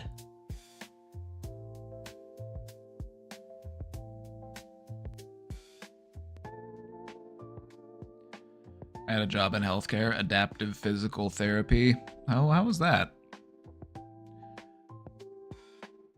I have a lot of respect for people who do physical therapy, both the people who actually, work in physical therapy, but also the people who are in physical therapy, because it's hard work to do, but it's so important.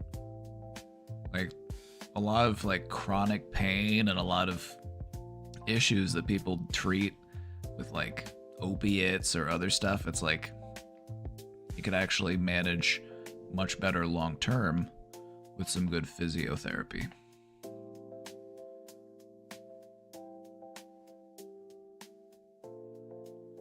America should all become doctors. And who's gonna grow the food? Who's gonna grow the food? See, now this is why, like, whenever I hear somebody say like their parents were disappointed at them or mad at them because they didn't get some certain type of job, they're like, oh yeah, you're not an engineer. You're only valuable if you're an engineer. It's like, we need more than engineers. If all we had were engineers, it's like, would we be able to eat?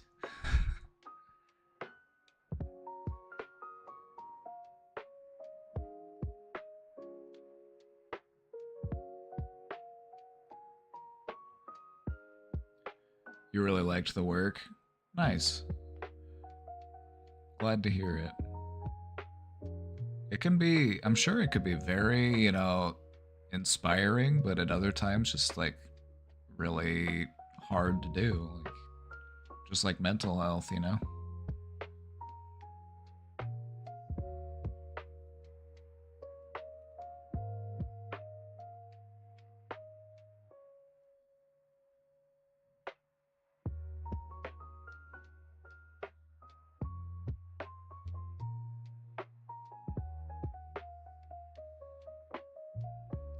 I have to retest because your license expired and you're too afraid. I will accept that answer. I will accept that excuse if you can give me a good reason for why you should be afraid. I don't think you should be afraid.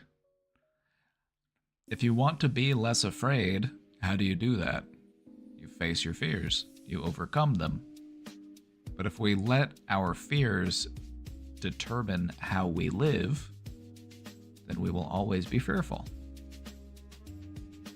So the only way to get over a fear is to push through that fear.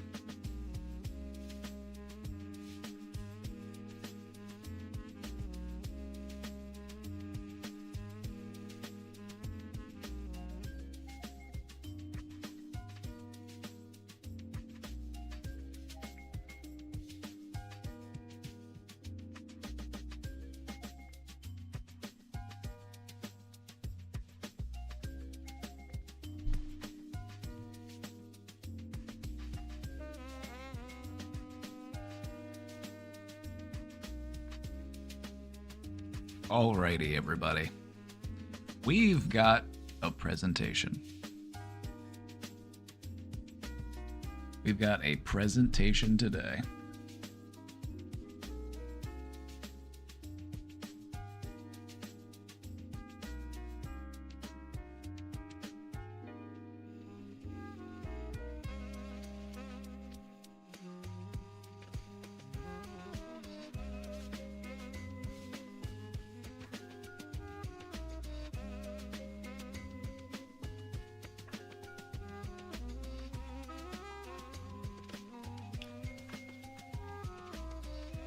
I felt like this was an important topic to go over.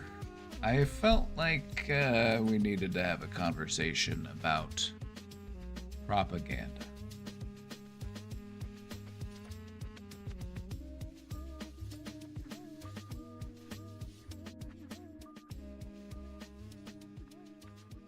I feel like now more than ever, it's important to learn how to recognize propaganda when we encounter it. Because it is being pumped out at a rate that is unfathomable.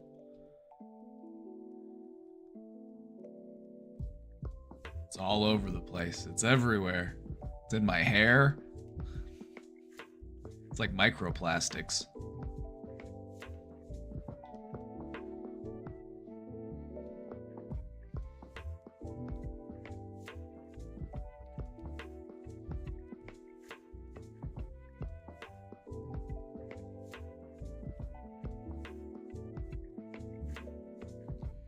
Just a second, we'll get started with this. Give me just a sec.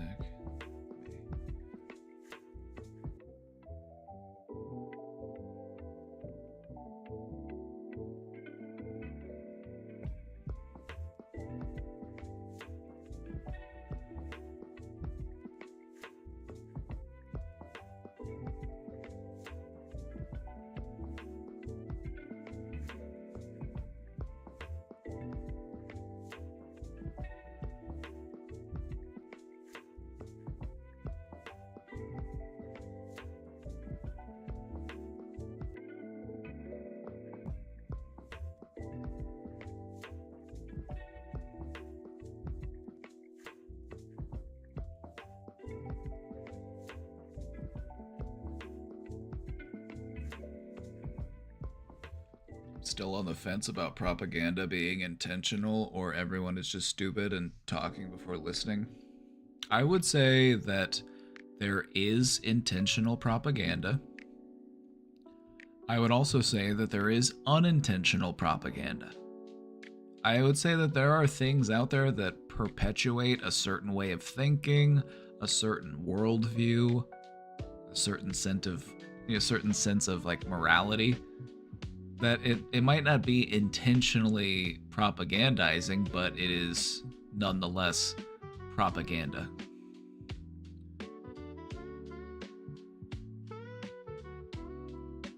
Do they teach recognition of propaganda in college? If they don't, they should. And is it just a byproduct of critical thinking? Exactly. See, this is what this presentation is really all about. This is how do we become a better critical thinker? Why is critical thinking on the decline? Well, let me tell you. Because when somebody comes up to you and they says, "Hey, you don't have to think about that. Let me think about that for you. You don't worry about it. You got your own stuff to think about. I'll think about this. Don't worry, I got this covered." And you go, "Whew, good. That saves me time. I was worried I wouldn't have enough time to think about that thing. Don't worry, somebody else is thinking about it for me."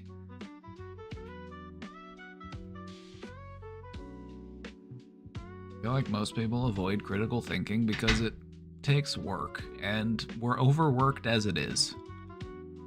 So I'm not going to fault people, or I'm not going to say that people are lazy and that's why they don't want to do it. I'm going to say it's because you're already overworked. Critical thinking takes work. And they're not leaving you with much time and energy to do the critical thinking that you need to do.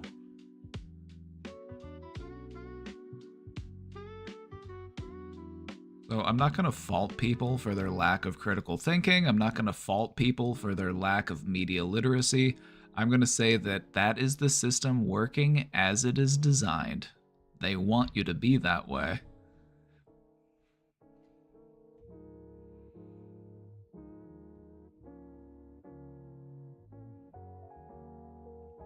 So that's what we're going to be talking about. We're going to be talking about how to recognize propaganda, and in doing so, we're going to learn a little bit about how to be a better critical thinker.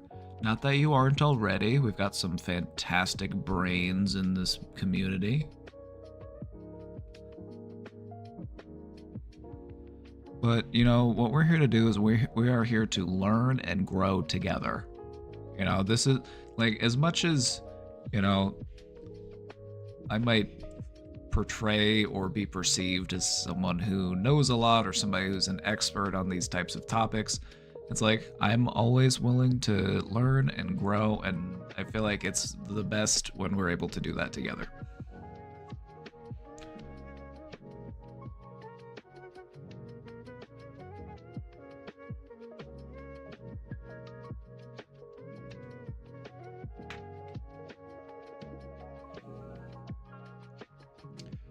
So let's get into it. Let's get into it.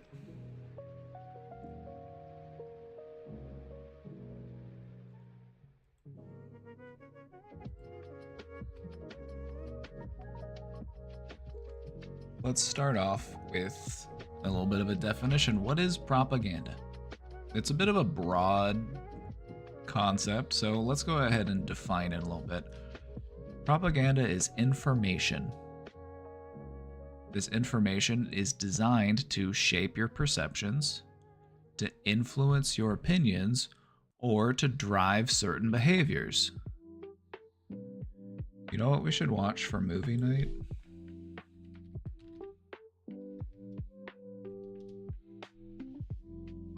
Whenever I think of propaganda, I think of this movie, They Live, John Carpenter, 1988. In this movie, the main character, Rowdy Roddy Piper, he was a professional wrestler. He portrays the main character in this film. He finds a set of glasses, and this set of glasses allows him to see the true nature of reality.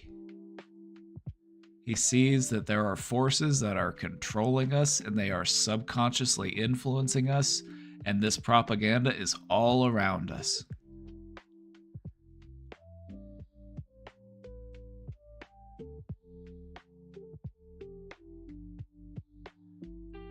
This is one of my favorite movies. It's campy, it's from the 80s, it's got one of the best fight scenes of all time. There's a fight scene, it's about 6.5 minutes long, and it is Rowdy Roddy Piper and Keith David beating the shit out of each other in an alleyway.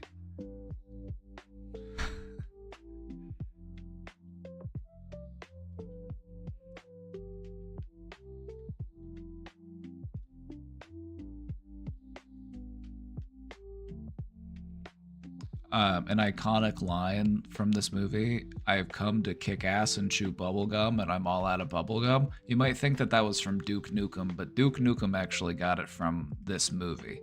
The character of Duke Nukem was in many ways inspired by Rowdy Roddy Piper's character in this movie. You know?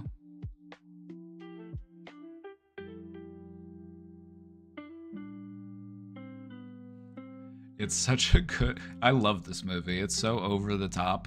It's pure 80s action.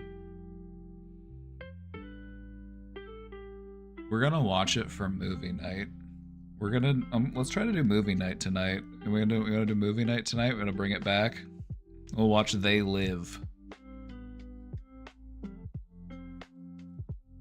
We'll do a movie night in the Discord. We'll watch They Live. I want to talk more about it, but I don't want to spoil anything for you. We'll wait until we get to watch it later. Discord? Yeah, we'll do it in Discord. And we're probably going to start at around 8 p.m. Central Time. Normally, I'll open the channel and I'll get it started, but then we won't start the movie until a few minutes after, you know, give people time to trickle in, give people time to get their snacks.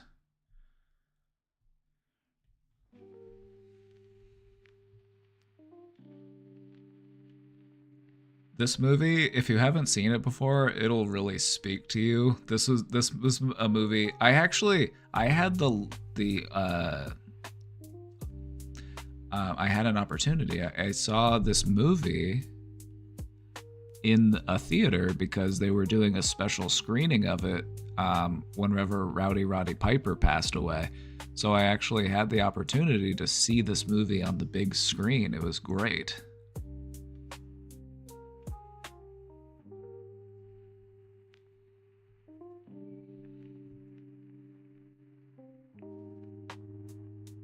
I actually have a rubber mask that is one of the creatures from this movie.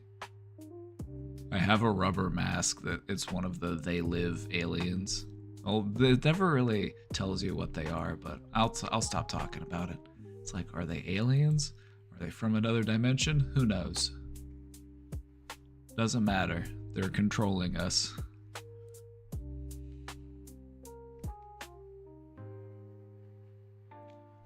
I firmly stand by the opinion that 80s action is the best decade for action movies so far. I would say that the 80s had some really great ones, but the 90s also had some... It would be hard to really pick between, like, Con Air, The Rock, Face Off, versus, like, Total Recall, Rambo. Some of the 90s stuff was just... They had better equipment, better cameras, better technology for the movie, so some of the stuff they were able to do was just really over the top. Judge Dredd. Good old Judge Dredd. The remake of Judge Dredd was pretty good too. When they made the newer one.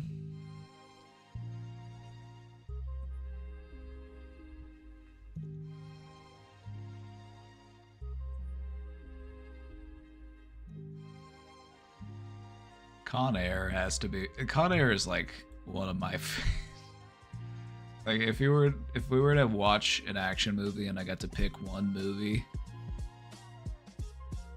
if aliens came to Earth and they were like, tell me more about 90s action cinema, and I got to pick a movie, I'd probably be like, here's Con Air.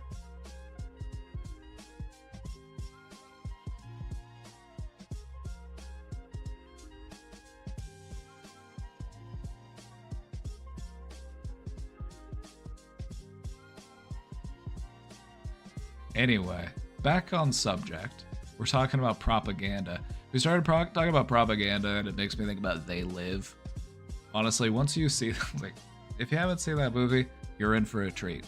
It's a fantastic film. Anyway, back to it.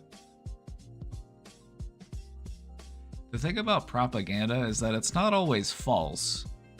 Sometimes propaganda is lies. And I feel like a lot of people, if they aren't really familiar with propaganda and what it is and how it works, they might automatically assume that propaganda equals lie. But that's not the truth. It isn't the truth. Propaganda isn't always a lie. Sometimes it is a misinterpretation or an emotionally manipulative or misleading or one-sided view of a thing. It's deceitful and it's misleading, but it's not false. It's an important distinction to make, because I feel like when you're trying to talk, and one of the things we're going to cover later is how do you talk to somebody who has been propagandized? And you have to keep this into consideration if you're going to do that. You know, maybe they do know some truth because they weren't exactly lied to, they were just kind of misled. And so you got to keep that in mind if you're going to help people to break away from propaganda. Anyway, you can find propaganda all over the place. It's obviously in political messaging. You see it all the time in advertisements. It's all over the place in the media.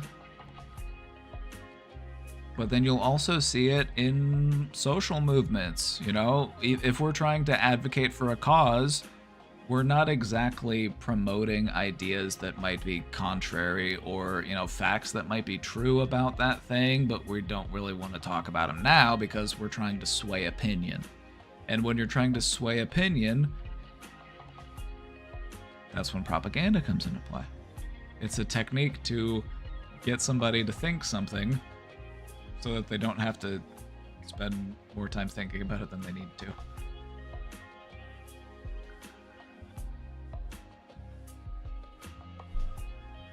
How do you reason with someone who thinks teens are pooping in litter boxes at school? I would just ask them, like, oh, that's terrible. Like, where has that been happening?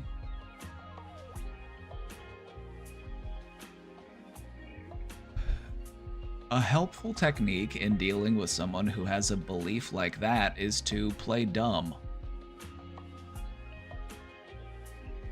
If you're talking to someone who's kind of dumb, sometimes it's helpful to treat them like the expert. Treat them like they know what they're talking about. Just ask questions that can help to open them up to a new viewpoint.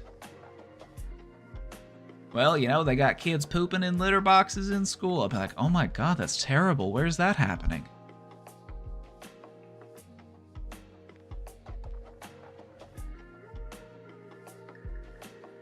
Because now it's like, okay, we have to fact check. We have to look it up. We have to figure out, is that happening? Where is it happening? How often has it happened? And let's say, like, we look it up and, okay, there's a report of this happening somewhere one time. I'll be like, okay, so it happened that one time? Okay. Well, that's weird. But at least it's not happening more than that.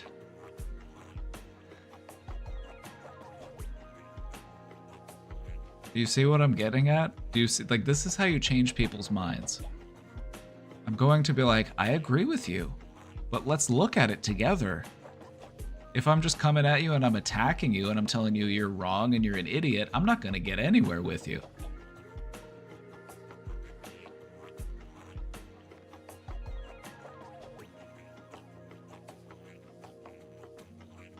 It's so tiring debunking shit. You know, if you're gonna really try to change somebody's mind, you gotta be committed to that process. You know, sometimes you gotta go through it item by item.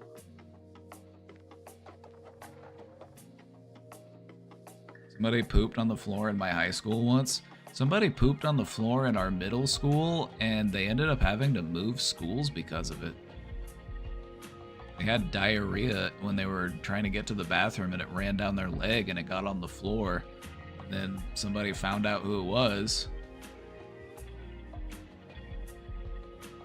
Then they changed schools over it.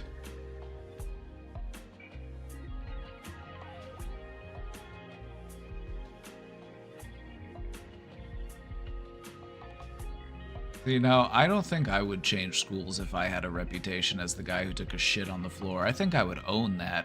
I'd be like, yeah, that was me. It's gonna be even bigger next time. Oh my god, you sparked a memory within me. I had forgotten that this had happened, but this was one of the funniest things that had ever happened in my high school experience. At my high school, there was a big skylight, and it was over one of like the main staircases in the school. There was this big skylight. Somebody had been able to climb up on top of it from the outside of the building, and they took a big shit on top of the skylight, and so that every time you would walk under it and you look up, you'd see the silhouette of this big turd. It was so fucking funny. Of course, I was like 15 at the time, so of course that's gonna be fucking funny to me. But even thinking back to it, I'm just like, God, that was such a funny day. Just like pointing it out to people, be like, hey, look, somebody took a shit on the skylight. Oh my god, thank you for bringing that memory back to me. I remember it now, clear as day. My best day in high school, the day somebody took a shit on the skylight.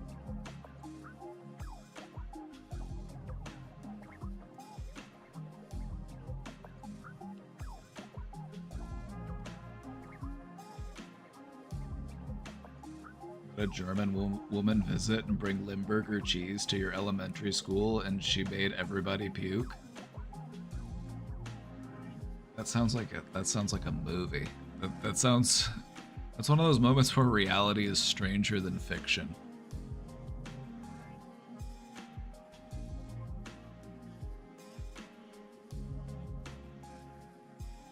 The litter boxes and litter were available in schools in case of lockdowns.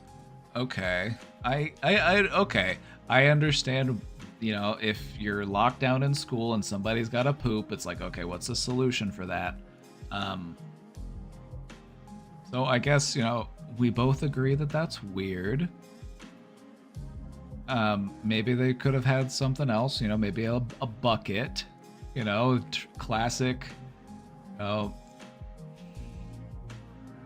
just do poop bags like you do when you're camping, little disposable bags, wrap that shit up.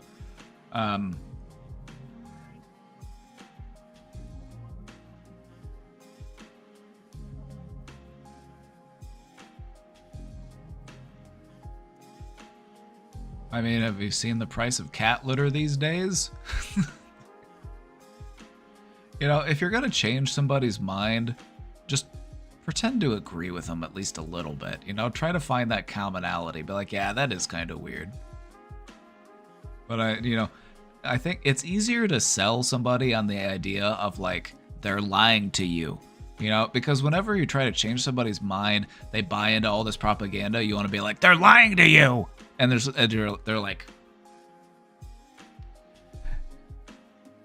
it's easier to sell them on the idea of they're lying to us. We are being lied to. That's always an easier sell.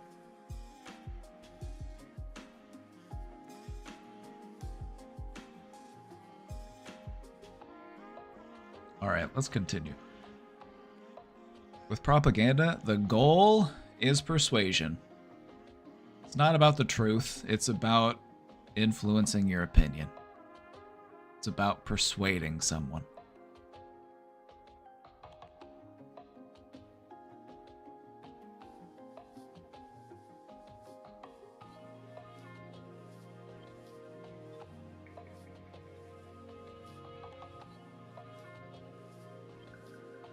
Let's talk about some common propaganda techniques. Get your notebooks ready. These are going to be on the quiz. Number 1, emotional appeals. This is probably one of the most common techniques you'll see in a propaganda standpoint. Appeal to the person's emotions. Fear, outrage, patriotism, moral superiority.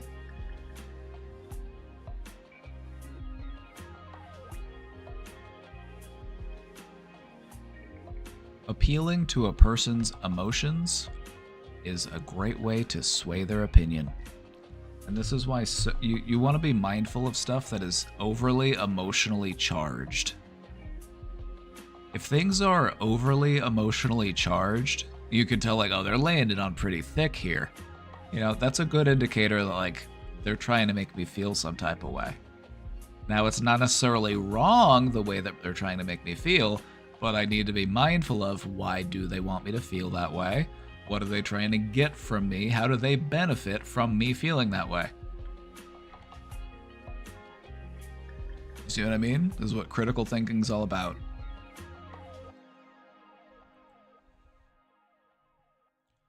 Another common propaganda technique is the bandwagon effect.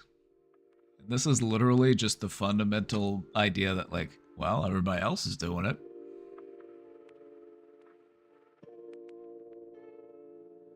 Everybody else is doing it, you should probably be doing it too. It's like, well, it's popular. Guess I'll go along with it. Surely all of those people couldn't be wrong.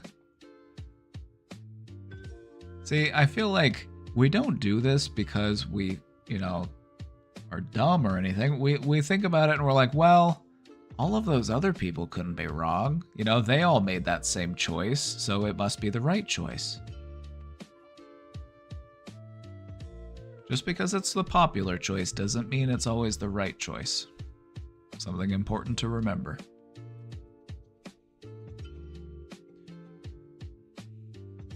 Number 3, loaded language. Words have power. Certain words have very strong connotations, and they can be used to change a person's perception. A major example of this would be the use of freedom fighter versus terrorist, or killed versus died. When this population of people were murdered, they were killed by these people. These people, on the other hand, even though they were also murdered by people, they died. The use of kill versus die, a very common one you see today. So pay attention to who is being killed and pay attention to who dies.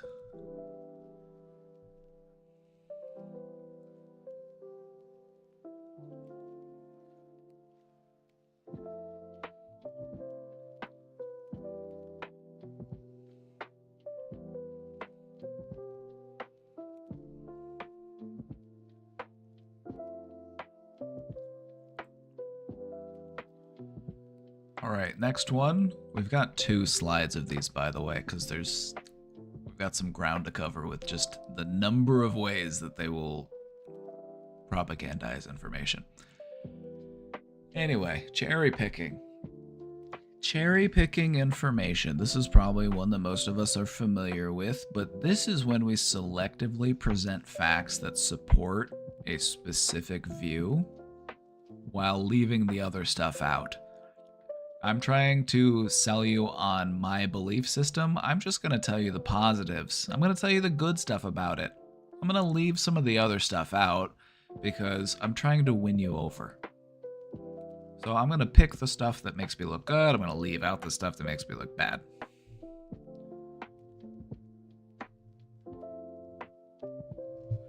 You see so much of this in the news, especially in like the different news outlets. When you compare like what is this news outlet reporting and how are they phrasing it and what are they focusing on, and then what is this news outlet focusing on, it's like they're both reporting this like a lot of the same stuff, but they've just got their own spin on it based on which facts they've pulled that make them look good and which ones they've omitted because they don't make them look good.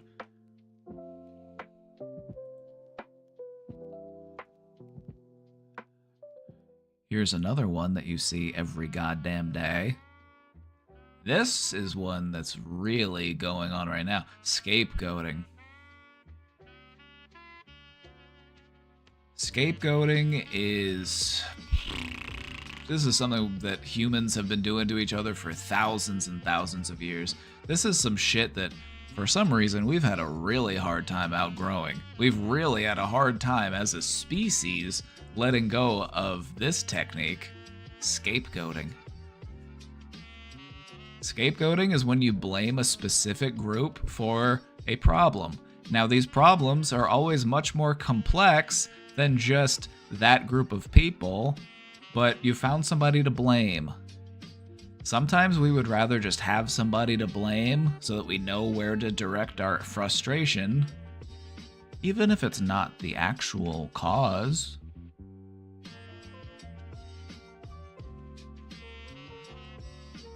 Like right now, what are we doing? Who are we blaming right now for today's problems? We're blaming trans people, we're blaming DEI, we're blaming immigrants.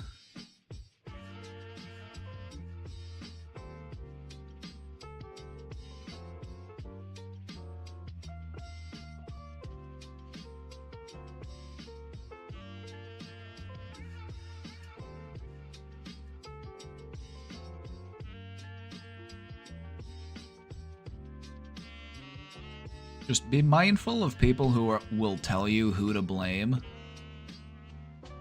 I feel like anybody who sits down and thinks about it enough, they know who is truly to blame. You just gotta follow the money. You just gotta figure out who's really in charge. You gotta figure out who's really pulling the strings. That's who you should actually be mad at. But I don't know who the fuck that is. But I see everybody else is getting mad at these people, and so, you know, I'm just gonna direct my anger at them for now. It's something to be really important to be mindful of. It's something that you want to be sure not to do. No specific group of people is responsible for all of the problems that you are dealing with in life, unless that specific group of people is capitalist billionaires.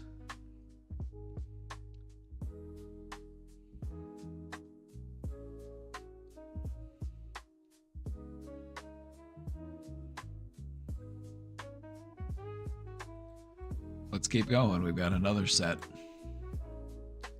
Some more common propaganda techniques. Repetition. This one's really simple, but it also takes advantage of something that our brains do. Whenever something is repeated to us over and over and over again, we start to believe it, even if it's something that we initially didn't think was true. This is another reason, like a real life example of this kind of stuff would be like if you had parents who were consistently putting you down and they were just repeating it over and over and over. It's like you might not have initially believed it, but you started to believe it because with repetition comes reinforcement. And so we might mistake it for a belief when it's really just a thought. It's just been implanted in us.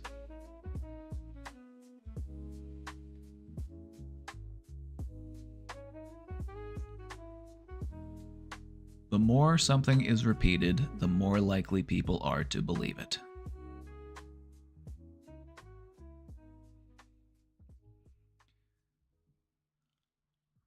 Taking advantage of one of our brain's weak spots. We are vulnerable to repetition. Just something to be mindful of. Challenge all of your beliefs, especially the old beliefs. Because just because a belief is old does not mean that it is more important than a different belief.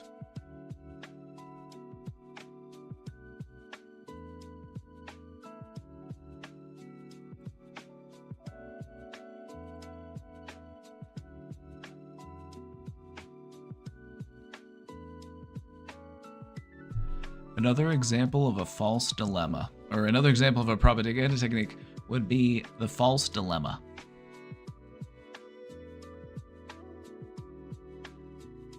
This is something you see more in politics, the false dilemma. We have two extreme choices. We have to make a decision. It is either this or that. And they're the complete opposite of each other.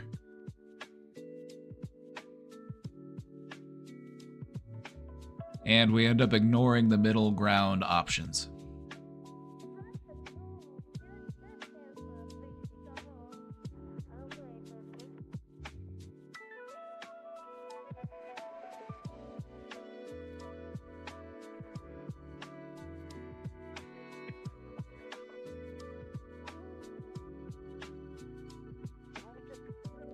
So just think about like when you're listening to political people speak, you're like, why is it like we're choosing between like the two complete opposites? It's like because that's just where we've found ourselves now. It's like I feel like we are in the end game of where our current political mindset and political strategies are going to get us.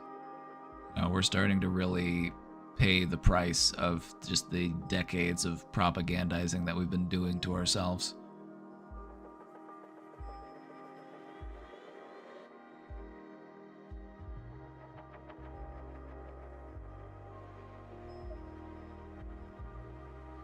Another example of a propaganda technique would be the glittering generality. This is the use of vague, feel-good statements to mask a lack of substance. You would also call this the type of word salad you get from a politician. Think of the Kamala Harris campaign. We're not going backwards, we're going forwards. We are not going down, we are going up. It's like, okay, well, what the fuck does that mean? Where's the context? There's no substance here. It's just vague feel-good statements. And this one really encapsulates just the Democratic policies. You know what I mean? Like, this one is really the Democrats in a nutshell. We are not going to let them destroy democracy. We are going to protect democracy. I'm not really saying anything. I'm just saying something to make you feel good. It's vague. There's no substance to it. I'm not giving you action. I'm not telling you what I'm actually going to do to make the world a better place, or to make the country a better place, or to make the citizens happier. I'm not, of course not. I'm just going to tell you that it's really important that we do that.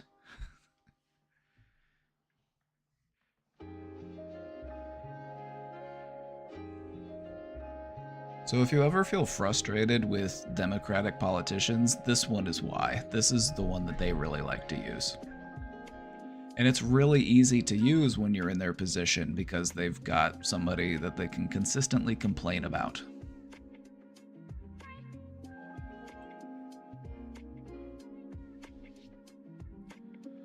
Alright, this one here is a really serious one, and this is one that when you see it, it should be a tremendous red flag to you, because this is how genocides happen. This is how ethnic cleansings happen. This one is dehumanization. We portray people as less than human, and when they are less than human, we don't have to treat them like humans. We are now justified in mistreating them, or being hostile towards them. Whenever you hear somebody, I don't care who they are, I don't care who they work for, I don't care what their job is, I don't care who they are, you hear them talking about another human being as if they are not a human being, that should alarm you.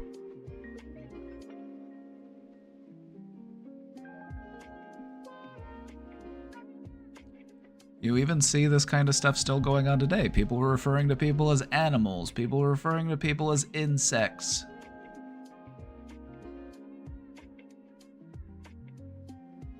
Or they find other words to dehumanize them.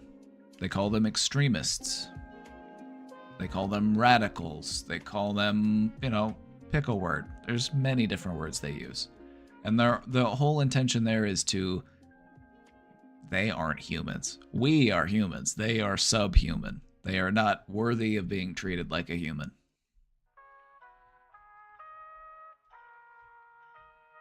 So this is one that should really piss you off when you see it happen, because this always takes society in a terrible direction. This is how people end up getting killed.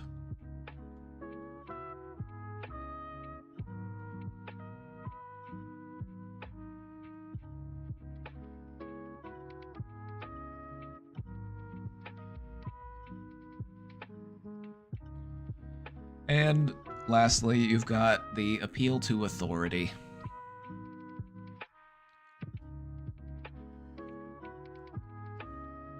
And this one's pretty crafty. And you'll also see people use this in like legal arguments and stuff. It's like, I'm gonna have an expert opinion. I'm like, well, if you don't trust me, you would trust this person, right? This person is a doctor. This person has a degree. This person conducted a study on this thing. How about you hear their opinion? I found somebody who has education and they were willing to back up my argument, even though my argument is bullshit.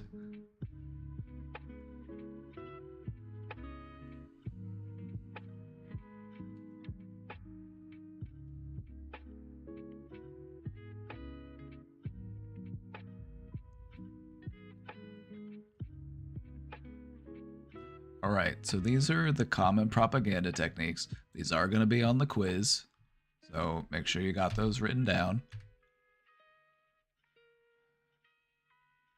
Let's keep it going. Let's talk about how to spot manipulation. Let's talk about that. How do I know if I'm being manipulated? Here are some questions to ask yourself. Are emotions overriding logic? Are you being pushed to feel instead of to think?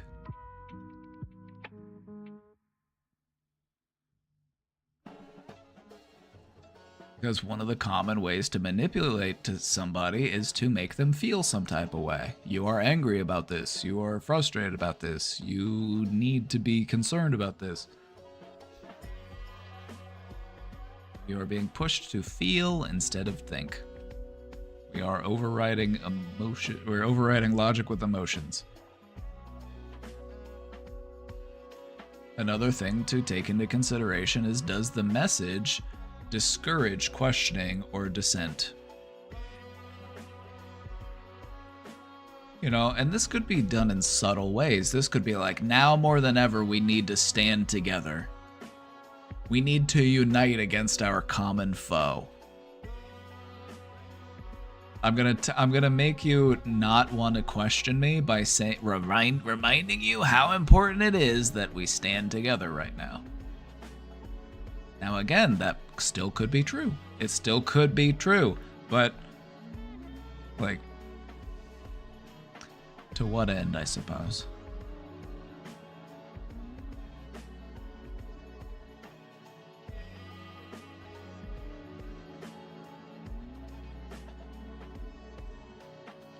Is the source trustworthy? Or does it have a clear agenda? Most sources have some form of agenda.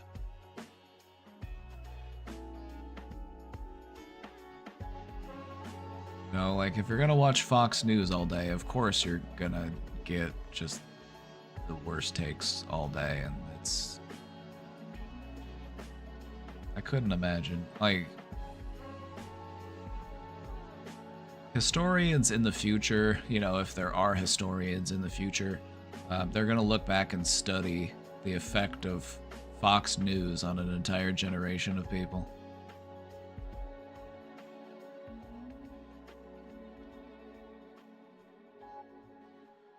Are alternative perspectives being silenced or demonized?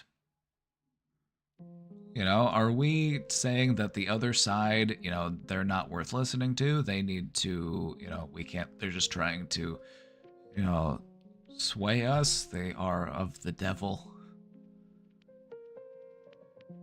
In a church propaganda, for those of you who have experience with some of the more staunch religions, some of the more authoritarian religious groups, demonization is done literally. You know, you need to listen to what the church says, and if you don't listen to what the church says, that is of the devil.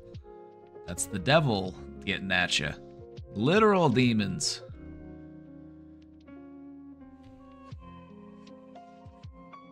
Are facts being selectively presented to push a particular viewpoint? So in this one, you want to think, you know, the facts about a situation matters. Before I form a judgment, I should have more information. And so if I'm going to come to you and I'm going to say, you know, I heard that they're putting litter boxes in schools because there's kids that are identifying as cats. Okay, well, first off, we need some more facts here. Like, what facts are we reporting? I'm like, oh, this is happening? Like, when? Where? How many places? You know, that kind of stuff matters. And a lot of things will leave that out. They'll leave out the details because that's important. Like, let me tell you a little bit of history. This goes back to the summer of 2001. In the summer of 2001, and this was, it was the summer of the shark. One of the things that they were reporting a lot in the news in the summer of 2001 was the rise of shark attacks. Shark attacks are on the rise.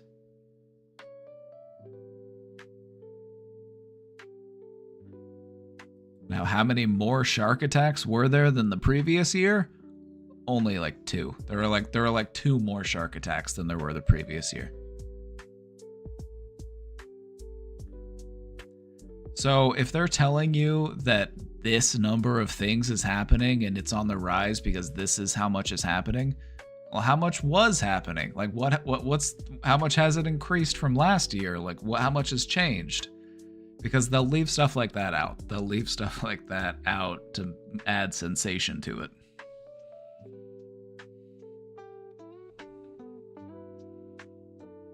So we're trying to remember which facts actually matter. You know, if they're saying that this is happening, where, how often, to how many people?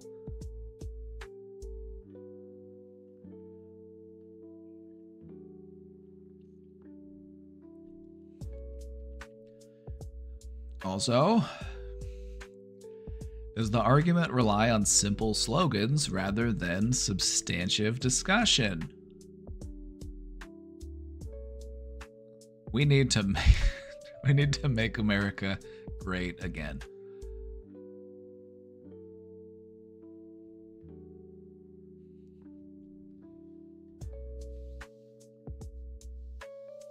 Oh, hey, Mike, we're talking about how to recognize propaganda.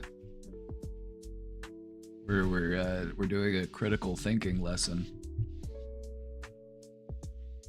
Drain the swamp. That's another great example. We need to drain the swamp. Well, it's because it appeals to a truth that people know, is that politicians are corrupt. We're gonna drain the swamp. Okay, good. That's a good thing. Drain it. But then you fill the swamp back in with swamp water, and it's like, okay, it's still a swamp.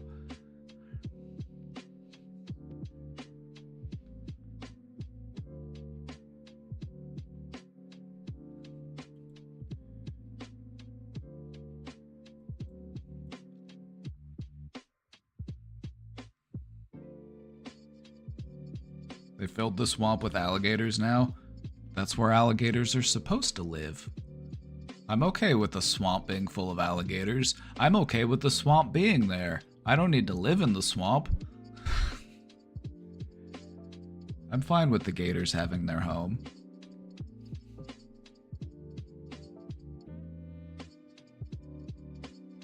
Alright, let's talk about how to protect ourselves from propaganda. It's all around us.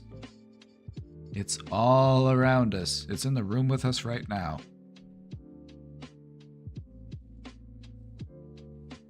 The key in protecting yourself from propaganda is to refine your critical thinking skills. Whether or not you feel like you are a critical thinker right now, I just want to let you know that anybody can become a more critical thinker. You know, I don't want anybody to feel like they are dumb or incapable of doing a thing. Sometimes maybe you just weren't taught in the right way. Sometimes you just need more time to learn. Sometimes things just haven't clicked yet, and that's fine. There's nothing wrong with that. So we're all working on becoming better critical thinkers. And one of the ways to do that is whenever we're being told something, ask yourself, who benefits from this message?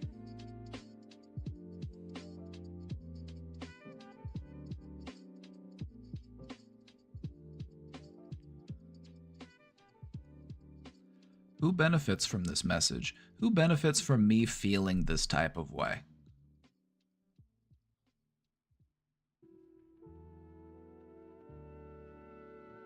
I wish we could sharpen our brains like we sharpen knives. You do. It's through a process known as meditation.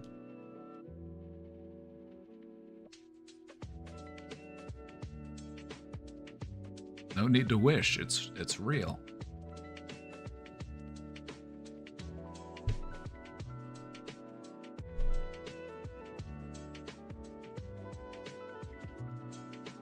Diversify your information sources. Now, you're going to get propagandized both ways. You know, you're going to get propagandized one way and the other. But it's a generally good idea to avoid an echo chamber and to seek different perspectives. You know, even if it's just to learn more about your own approach, because you got to remember that sometimes the things that you're being told will intentionally leave out things that go against it, or, you know, not really explore the cons of a situation and only fixate on the pros. And so if you want to get as close as you can to that objective truth, you have to diversify your information sources.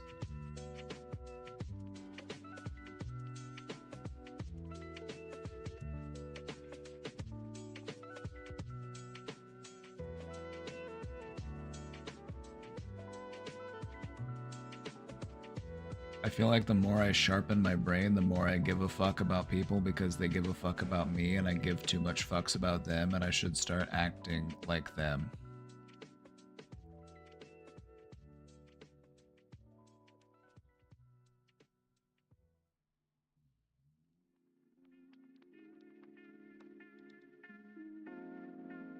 If you've got the fucks to give them. That's what I would say. If you've got fucks to give them away. Sometimes you'll have more fucks to give than your friends will. That's fine.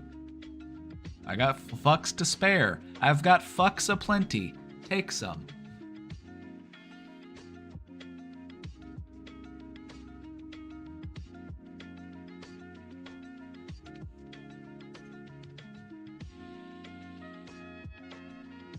Give the fucks that you have to give, and receive the fucks that you need to receive.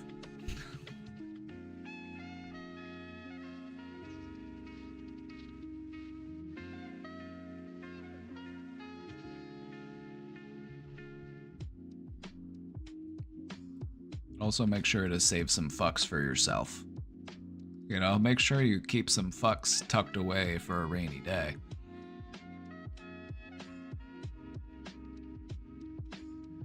All right, tinfoil. This is the tinfoil hat one, because every time I've heard somebody say this, it was always a conspiracy theorist. Follow the money.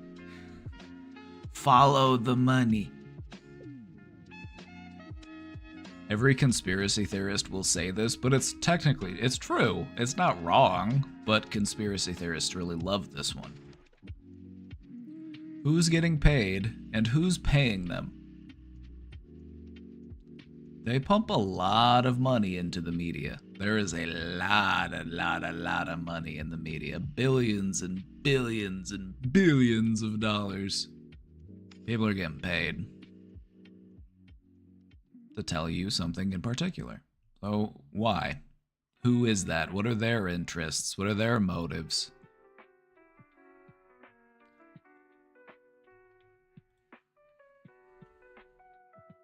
According to right-wingers, it's George Soros. Yeah, he's the the boogeyman.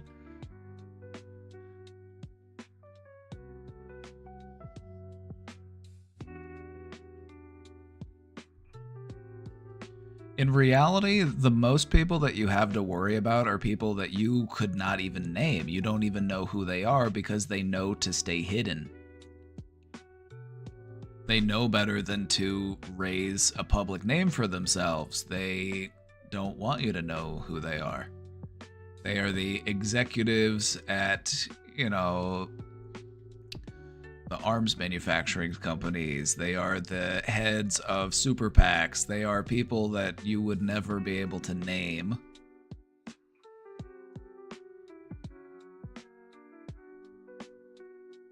That is the they that we're worried about. When we say they, because we don't have a specific name for a lot of these people because they don't want to be known. They're smart enough to stay out of the public eye.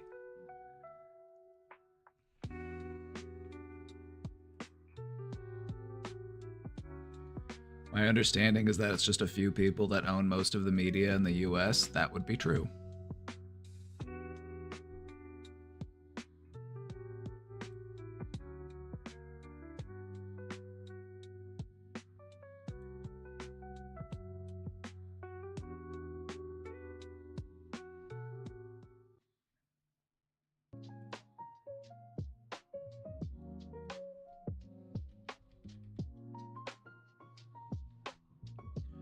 You know what's funny is that there's a song on this playlist.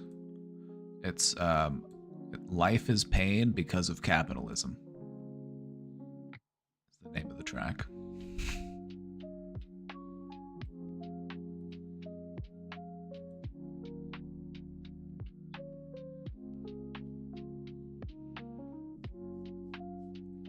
All right, next up, how to protect yourself from propaganda. Look out for contradictions and keep an eye on those logical fallacies. Be skeptical of stuff that's overly simplistic. If it's too convenient of an answer, if, that sounds too simple, it probably is. Like a lot of people who buy into, and a lot of people are going to have to come to terms with this and realize that they got sold on a fucking lie, the fucking idiots. Getting rid of like farm labor, deporting people, making people terrified to show up to work, like blaming all of them for all of our problems is really stupid, and it's not only flat out wrong, but it's overly simplistic.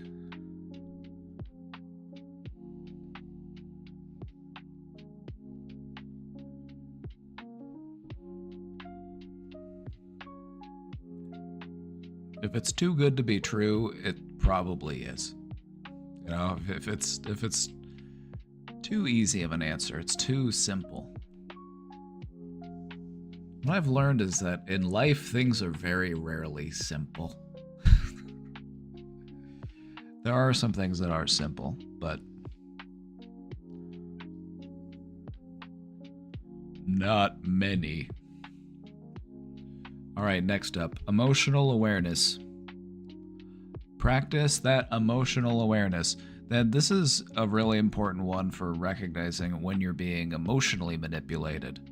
When you can tell that people are just trying to tug on your heartstrings in order to get you to open up on those purse strings, you know what I mean?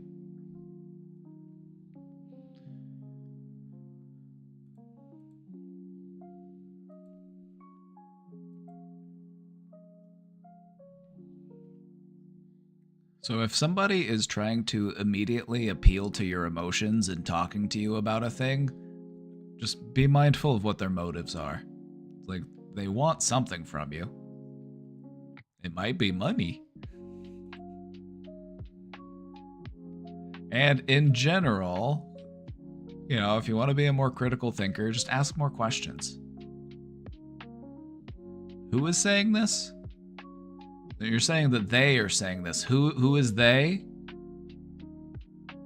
Okay, but why? Why are they saying that? All right, and what's the counter argument? You know, just dig deeper. Don't just take things at face value. Actually dig a little bit and figure out, oh yeah, they're trying to sell me something convenient. They're trying to sell me something that I'll just shut up and listen to.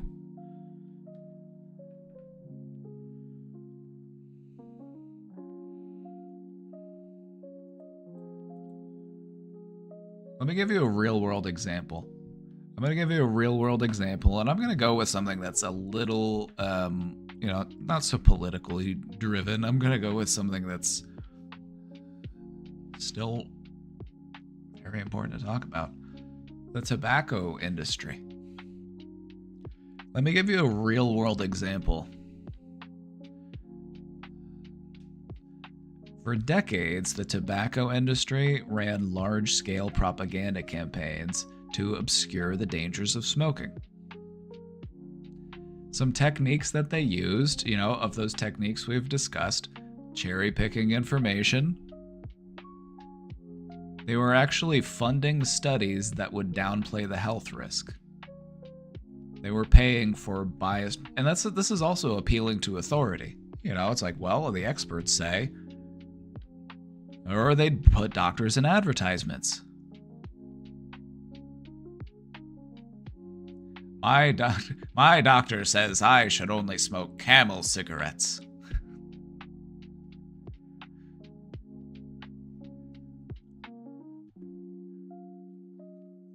Then you also had those glittering generalities that we talked about. A cigarette? Oh, that's a sign of sophistication and freedom. 'Cause there ain't nothing better on a hard day than a nice cigarette. I'll see you in Marlboro country.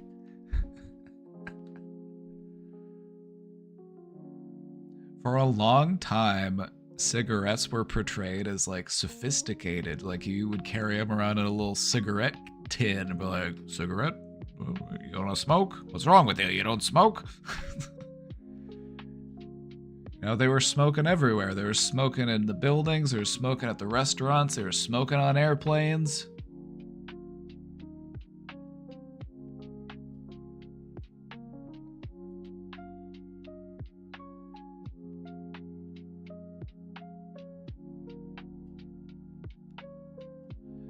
There was also the use of false equivalencies.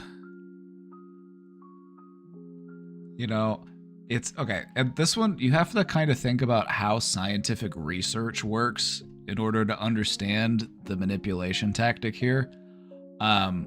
If scientists aren't technically able to prove something, then I'm able to say, well, the results are inconclusive, or the studies have been controversial. You know, I'm able to dismiss the evidence if you know, I can kind of interpret it and spin it in the way that I want to. And again, repetition. Repetition is one you see all the time. They just keep at it until it finally chips away at you. Constant advertising. There used to be so many advertisements for cigarettes. And so many different, you know, acts of legislation had to be done to curb that. You know, no more cartoon characters, no more magazine spots, no more TV ads, no more, you know. Because they would take this opportunity. Then the advertisements that they would use were always like, they would always try to make smoking look cool.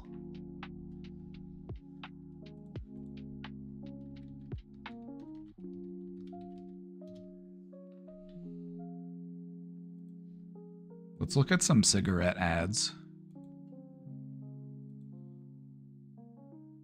Your finest choice. You got the football player, you got the...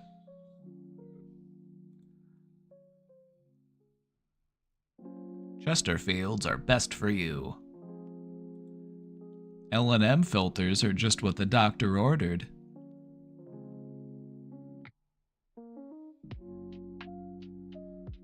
More doctors smoke Camels than any other cigarette.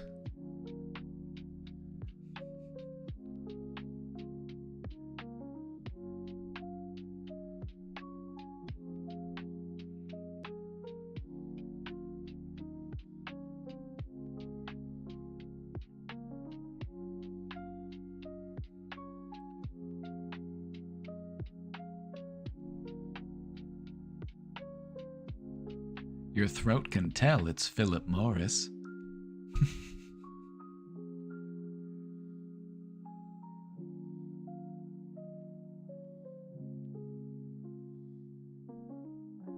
I mean, they had just such a way of making cigarettes look cool, right? Like, look at this guy, you're like, wow. He's got a neck tattoo. Got a pack stuck in his sleeve. Oh, wow. Oh, gee.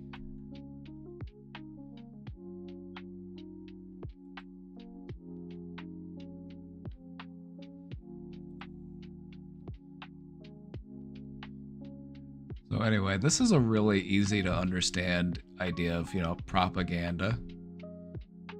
And it was all just to get people to smoke more cigarettes.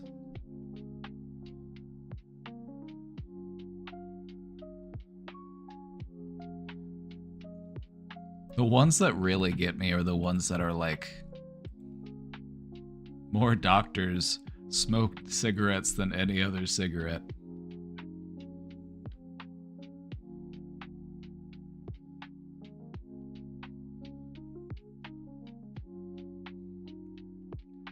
Doctors in every branch of medicine, 113,597 in all, were queried in this nationwide study of cigarette preference. 3 leading research organizations made the survey. Do you see what I mean? We're appealing to authority. We're saying, oh yeah, we ran a study.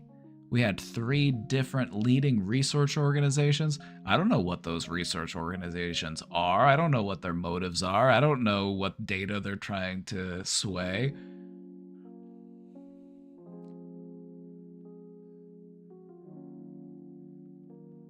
Survey says it's Camels.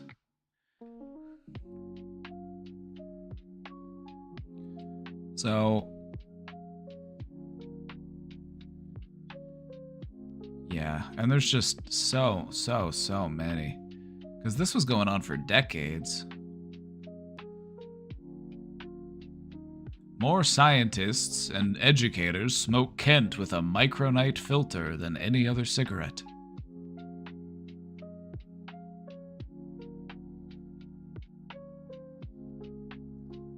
I want a smart man's cigarette. I don't want a cigarette for a buffoon.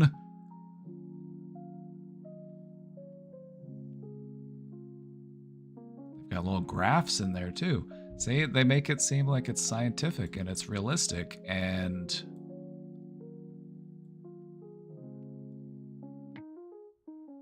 it's an easy way to understand propaganda.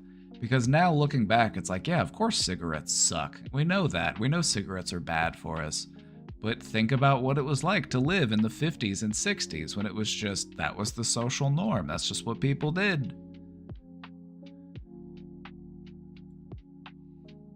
They all look so happy. Well, they look so happy because they were white in the 50s. It had nothing to do with the cigarettes. They were just reaping all of the social benefits that they had as white people in the 50s.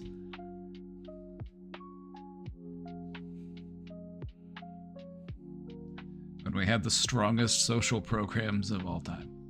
In America, at least.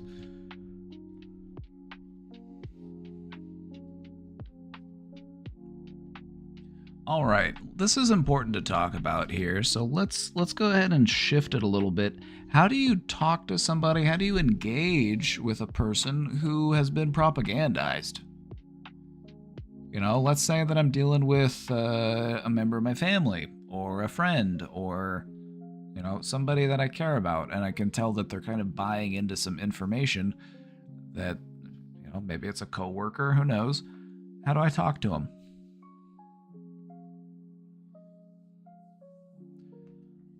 Let's talk about it, because this is important. If you want to change people's minds, there's a way to do that. And what we want to do is we want to approach with empathy. We don't want to ridicule them. We don't want to say, you're so fucking stupid. How could you be such an idiot? How could you fall for this nonsense? I can't believe it. You're so dumb. That doesn't work. When people are attacked, they very rarely change their views. If anything, you might actually be reinforcing their views. Because they're going to say, oh, the other side is full of meanies and bullies, and they made me feel bad, and they called me stupid. And now I'm just even more reinforced with my beliefs. Like, now I'm even more, you know, anti whatever idea you were trying to perpetuate. Because you didn't show me compassion. So I know it's fun to call somebody that believes something that you know to be false an idiot. I know it's fun. It's a real good time. But do you actually want to change their mind? Some people, maybe not. Some people, maybe it's like they're just terrible people. They're grifters. There's no point. I'm not changing their mind. They're just that's fine. But maybe somebody more personal? Probably.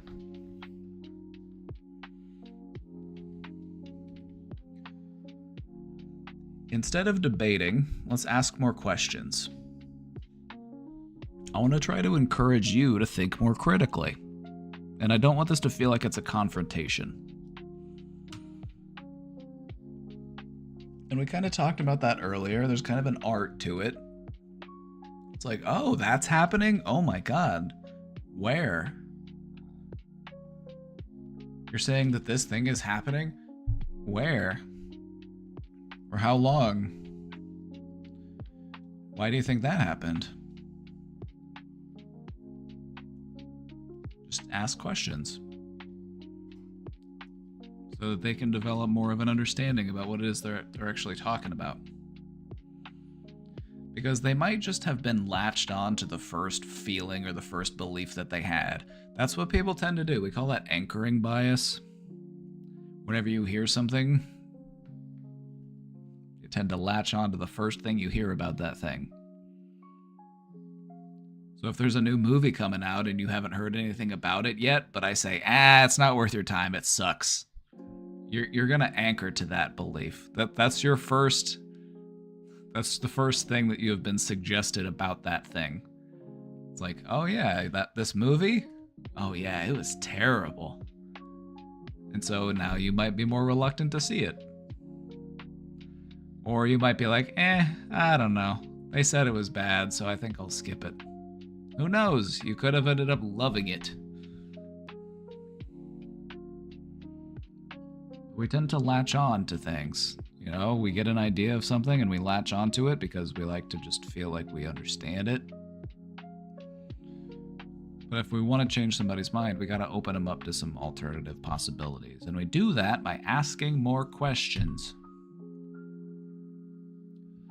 Now, if you want to introduce contradicting evidence, do so gently. You don't need to overload them with facts and logic, because they're not going to be able to keep up. Like, I'm not taking notes. I'm not going to write all that down. Wait, the who now of what? And in what year did that happen? Oh my God. You're like, oh, you don't know history? I'm like, okay, well, hold on. Let me go look it up. Like, okay, 1957. Who was that again? Okay, let me do it gently. You know, instead of bombarding them with facts and opinions and instances and examples, let's just do that one thing at a time. You know, I'm trying to plant a seed here. I'm not trying to extract fruit. I'm planting seeds.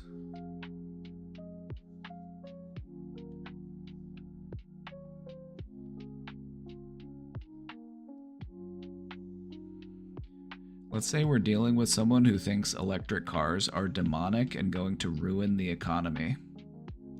I guess I would ask, why cars? You know, what about other electric stuff? Like, is my phone demonic? My phone also runs on electricity. What about my TV? My microwave? Well, we all know the microwave's a little bit demonic. That's dark magic. But what about my oven? Are those demonic because those run on electricity? Or is it just when it's a vehicle? What about an electric scooter? See, I guess that's what I would do if I was... I would try to get... I'd be like, okay, I want more clarification. No, he just thinks electric cars are part of the Antichrist's plan.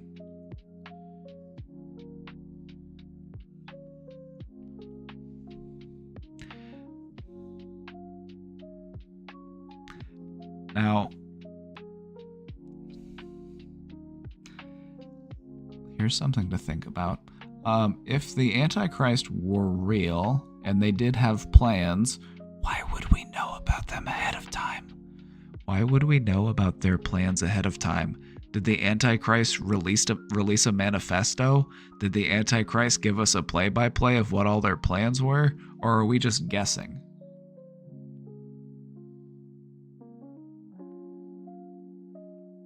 It's like, did you read this somewhere?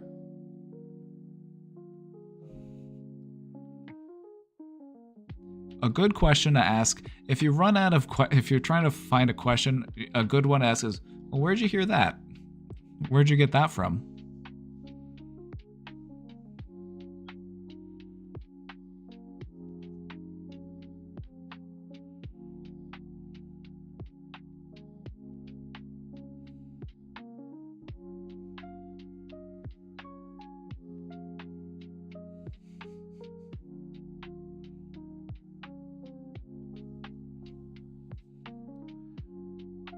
That's an interesting thing to cling to. Electric cars are of the devil. Huh. That sounds like something you would hear from a preacher who has a lot of money invested in the fossil fuel industry. You know, some mega church pastor who's got a bunch of money invested in, you know, Chevron or something.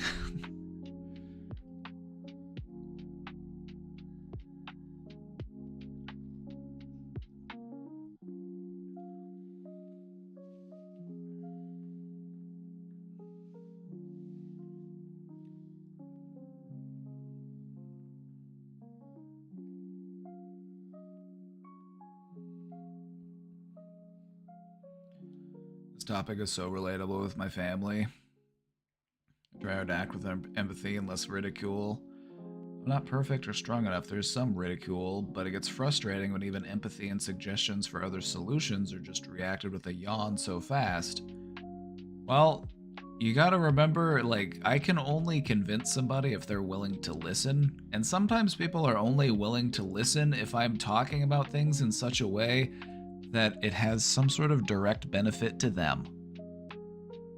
And so maybe when it comes to that, maybe we need to make it more about them. How would it help you directly, or how would it help impact the people that you care about, you know? Your immediate family.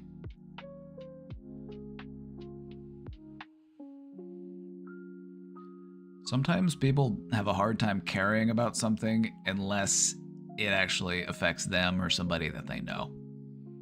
Like, people might have all sorts of negative opinions about trans people until they meet one, or until someone in their family is trans, and then they have the realization like, oh, okay, like now I get it. You know what I mean?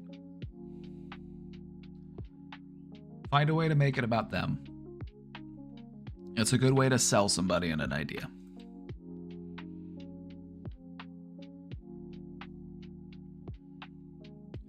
Sometimes all you can do in trying to change somebody's mind is encourage them to seek out alternate information.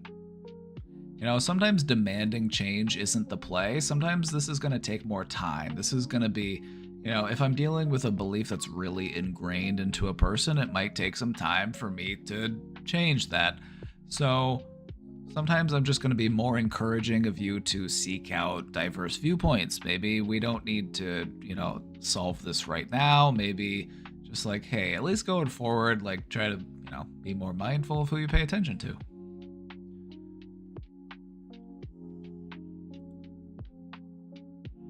And lastly, be patient. When it comes to deconstructing a deeply held belief, this can take time. As we've said before, when you hold on to a belief for a long time, it has a way of cementing itself within your brain. Because I've held on to this for so long, I should always hold on to it, because it's always been there as long as I can remember, and so it needs to be here, it's supposed to be here. But in reality, it might not need to be there.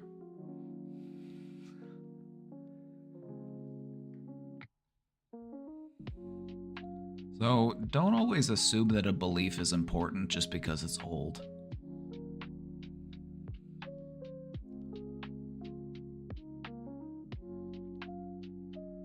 I would tell you that every belief that is worth keeping will hold up to scrutiny. And so it's important to scrutinize your own beliefs, especially the old ones. If those beliefs are worth keeping, they will hold up to scrutiny. You'll be able to say, you know, I did my due diligence, I checked my facts, I, you know, checked out alternative sources, and this is how I feel about this thing, and I can feel confident and assured in that. All right. Final thoughts. Propaganda is everywhere. It's all over the fucking place. Learning to recognize it is a really important skill. Going forward, be mindful of emotional manipulation, people trying to appeal to your emotions, people using selective facts, or people using these persuasive techniques. Question everything. Especially people that tell you not to question things.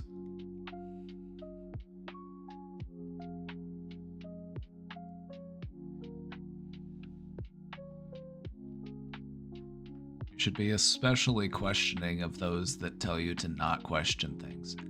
And this is the one that you see a lot of this in fundamental religious groups. It's like, we must not question. There should be no questioning. That should concern you. Every belief that is worth keeping will hold up to questioning. If they don't want you to question your belief, that's because they realize that there are flaws within the belief system that they cannot address. They cannot be accountable for those faults and flaws, and so we just need to avoid them.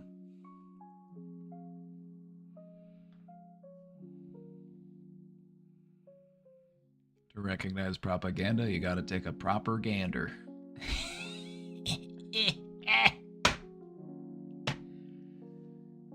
Got him. Diversify your sources and think critically. You know, you gotta recognize that in a lot of these alternative news outlets, you know, they're gonna portray the circumstances and the facts in their own way. And sometimes you gotta take in multiple sources to really get the clear picture of what's going on.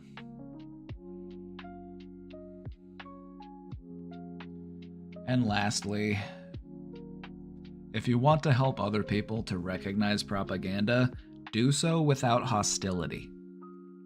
Change happens through discussion, not confrontation. That's it. Then we're gonna watch They Live, my favorite movie about propaganda.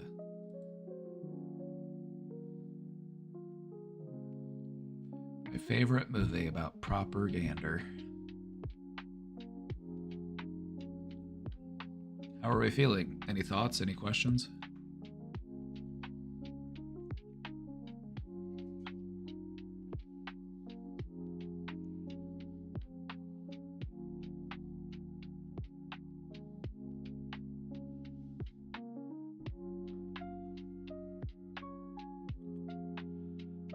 You know, I think this is important stuff to think about, you know, because I don't think that anybody likes to recognize that they have been propagandized. I don't think anybody likes to feel that way. You know what I mean?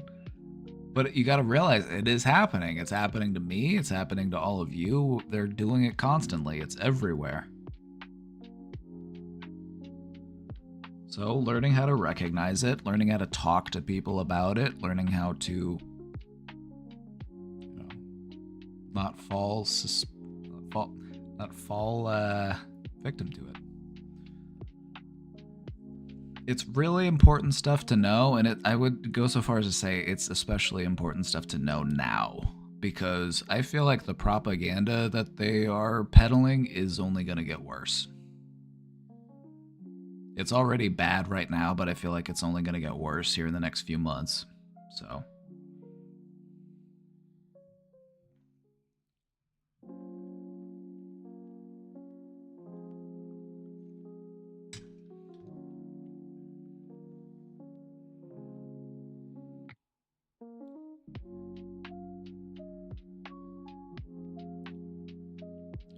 I feel like neo-lib propaganda is annoying. It is, because an example of neo-lib propaganda would be Bernie Sanders won't stand a chance. We have to elect Hillary Clinton. She's the only one that could beat Donald Trump. No, that's fucking neo-lib propaganda. Like, we have to do Joe Biden. He's the only one that can defeat Donald Trump.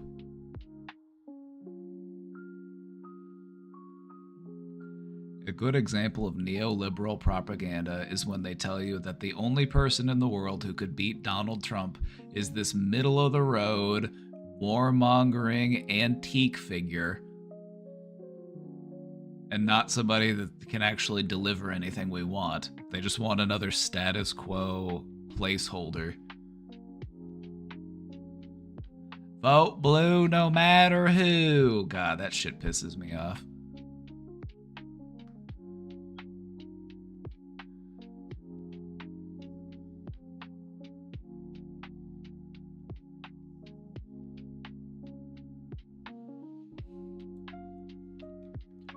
Can you remember instances when you realized you've been believing propaganda about something? Oh yeah, it's just think about your schooling. Think about all the stuff that they taught you in grade school. About American history, about the founding fathers, about slavery, about the Native American genocide. You know, there's a lot of propaganda that's cooked into our history teachings. So that's a really easy place to start.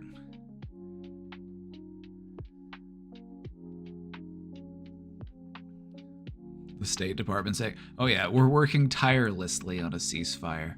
It's like, okay, then stop selling them bullets. You want them to stop shooting at each other? Why do you keep giving them bullets? Why do you keep giving them bombs?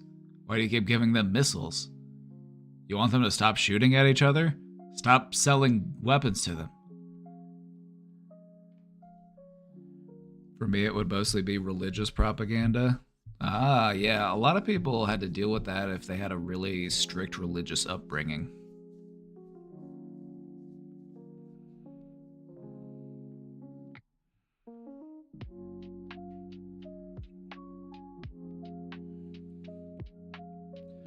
Oh yeah, conspiracy theories.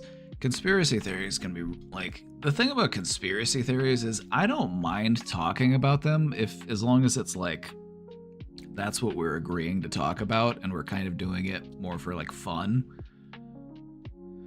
Because I think conspiracy theories can be fun to talk about if that's the context, you know, you're just trying to like, you know, be weird and have fun. But what really irritates me is when you're trying to talk to somebody about something important and they want to just distract and they want to just like talk about these conspiracy theories, and I'm just like, you're missing the point here. Like, we're talking about actual tangible solutions to the problems that we're dealing with. We don't need to talk about these, you know, unsolved mysteries.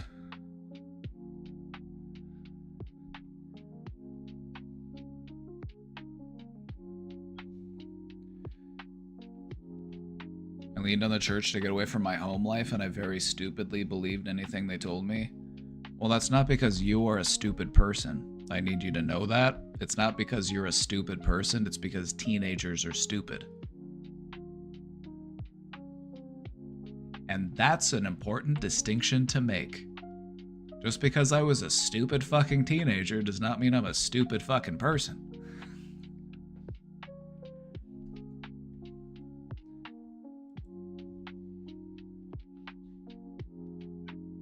A lot of people really, you know, hold on to an internalized resentment of themselves for the stupid things that they did when they were a teenager, and I'm like, why? Like, have you met teenagers? They're insane.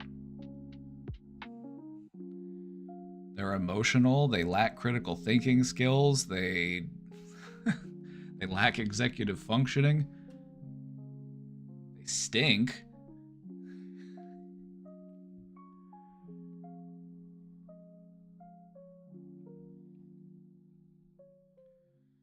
What do you think military branches market in high school for recruits? Because that's a very exploitable population of people. Also, the recruiters are just allowed, they're literally allowed to just flat out lie to you. Like, they don't have to tell you the truth to get you to enlist. So, you know, you're a young, ignorant teenager and they're telling you all these cool things and you're like, oh yeah, hell yeah, man. They're saying I'm going to be bringing in all sorts of money. They say I could be an officer within 2 years. I'm like, they'll tell you whatever they want to get you to enlist.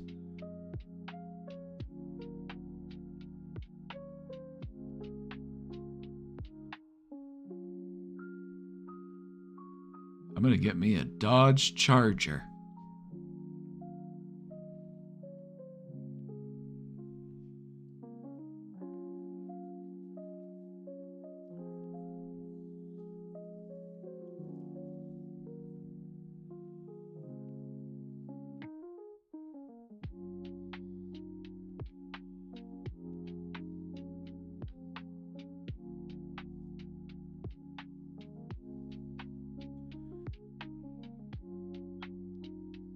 How does one let go of the past? By embracing the present.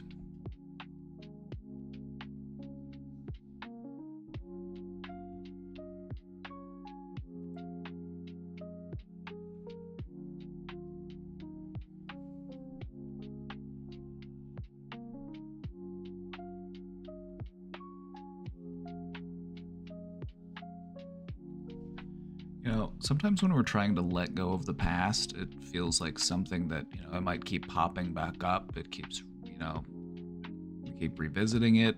We keep being reminded of it. We're just waiting for it to go away. We're just just waiting for it to leave. We're waiting to be done with it. What you might notice is that just waiting for it to leave doesn't really do anything in aiding it to leave. So if there's something from your past that you're still holding on to today, what I would encourage you to do if you feel ready to try this is to, recognize that this is something that I want to work through. This is something I want to let go of. Why am I still holding on to it? Pull it in closer. Let's take a look at it. Let's get this sorted out. Let's get this figured out. Let's check it out. All right, so what is it that I'm holding on to? Why am I holding on to it?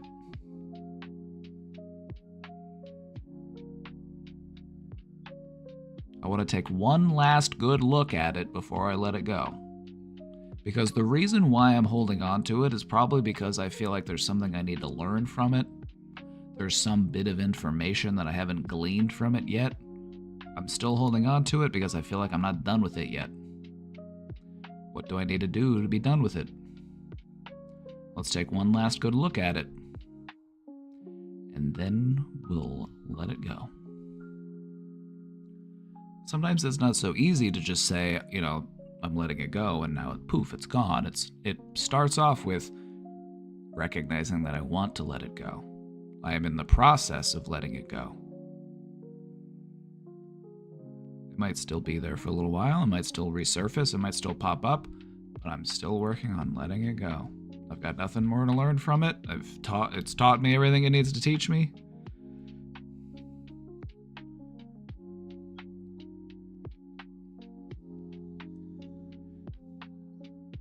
So sometimes letting go starts off with just making space, creating distance between you and that thing. Sometimes we're not ready to let go of it yet. Maybe that's why it's hard to let it go. Maybe we're just not ready to let go of it yet.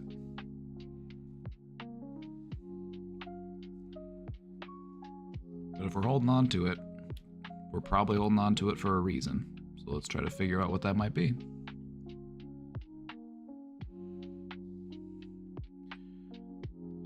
What about destroying your enemies? Destroying your enemies, that's one way of dealing with your enemies. But then you got to deal with the mess that comes from that. In destroying your enemies, you very often create more enemies because those enemies had people that cared about them, and, now they're mad at you, and now you got new enemies. And so sometimes destroying your enemies just gives you more enemies. In the long term, the best thing that you can do with an enemy is turn them into an ally. Win them over to your side.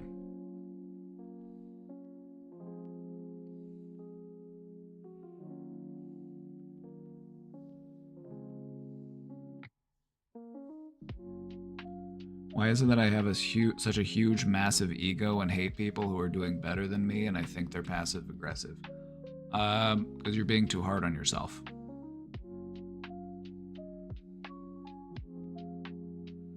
If you really want to be happy for the people that have stuff that you don't have. If they have stuff in their life that makes them happy, be happy for them.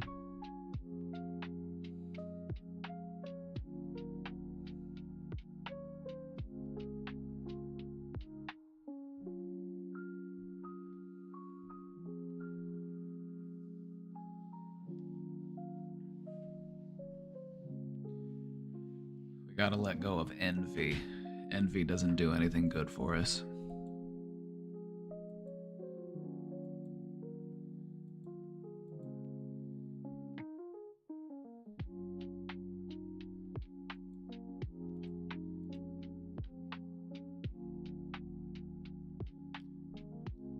I think showing yourself some compassion would be a great place to start. I feel like we could all learn to be a little bit nicer to ourselves.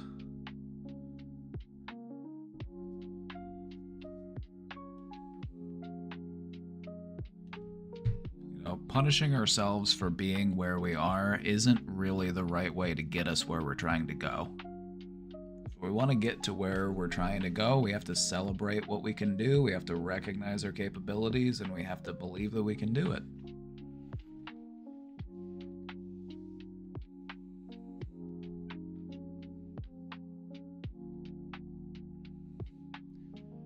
What do I find satisfaction out of rage baiting? You know, sometimes stuff like that comes down to just feeling a sense of power in life. Like getting an emotional reaction out of somebody, it makes you feel like I have control, I have power. Maybe I feel a little bit out of control or like I don't have power in my life.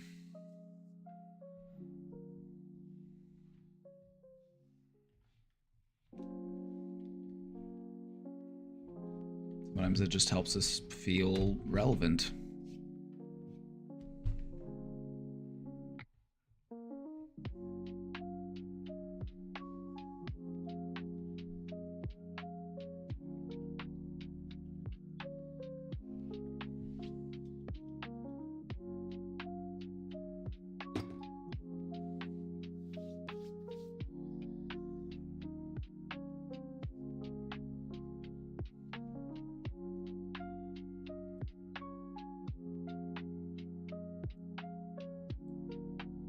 All right, we're gonna hop back over to the question box. We've got some questions in here. You're not even like mad at what I'm doing behavior-wise? No? Like me being mad at you doesn't really like do anything to help you. If you want to understand the behavior, I'm totally willing to help you understand the behavior. Like, I understand why people would try to get a rise out of people or try to upset somebody. It's because, you know, it gives them a sense of validity. It gives them a little bit of attention. You know, it makes you feel, you know, relevant. But it's good that you recognize that it's not really something that's healthy. It's not really something that's productive. It's like, to be honest, it's kind of immature. It's like, what good am I bringing to the world if I'm just making people mad? Like, is that what I want to be? Is that what I want my contribution to the world to be? I pissed people off? Not really.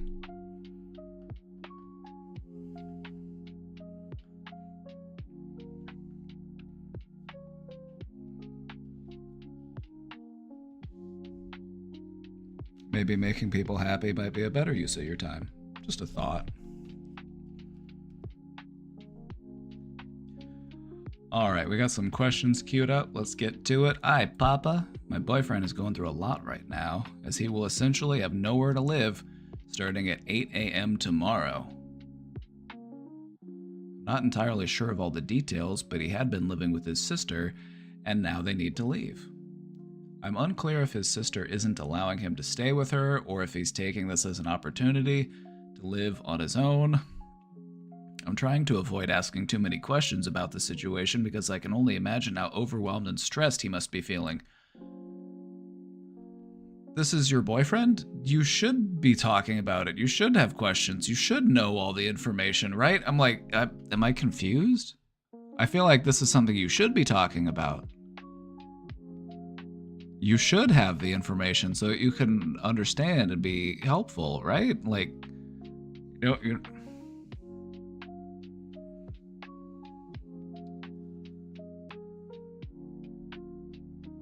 like as stressful as the situation is, like if you're gonna be of any help and assistance, it's like you need to know what's going on so that you can actually be helpful, right? And I'm not saying it's on you. I'm saying that like I understand that it's stressful for him, but like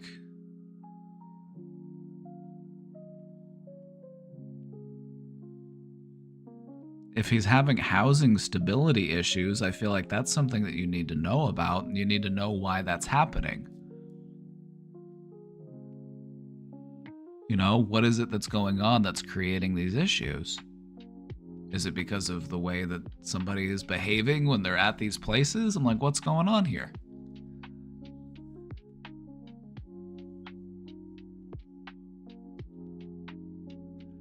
I just want to say, you know, if this is happening to him, we want to know why, because if this is somebody that we're going to be emotionally invested in, it's like we need to know what's going on.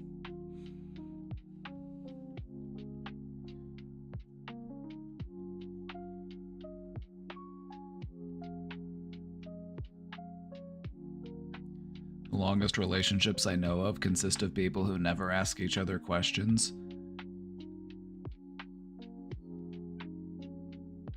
That would kind of suck. You know, I could see why that would be. I could see why that would happen.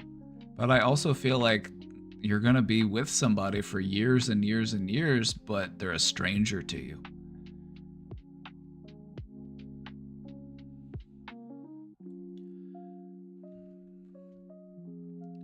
I understand not wanting to stress this person out more because they have a lot on their plate, but when you're in a serious situation like this, you know, you're dealing with homelessness, it's serious time, and we can't, like, we need to be serious. We need to talk about what's going on. We need to understand, you know, why is it this way? What is actually happening? What are we going to do about it? I know it's not fun, but it needs to happen, because if we're avoiding upsetting someone's feelings, then we're not really able to do much to help them.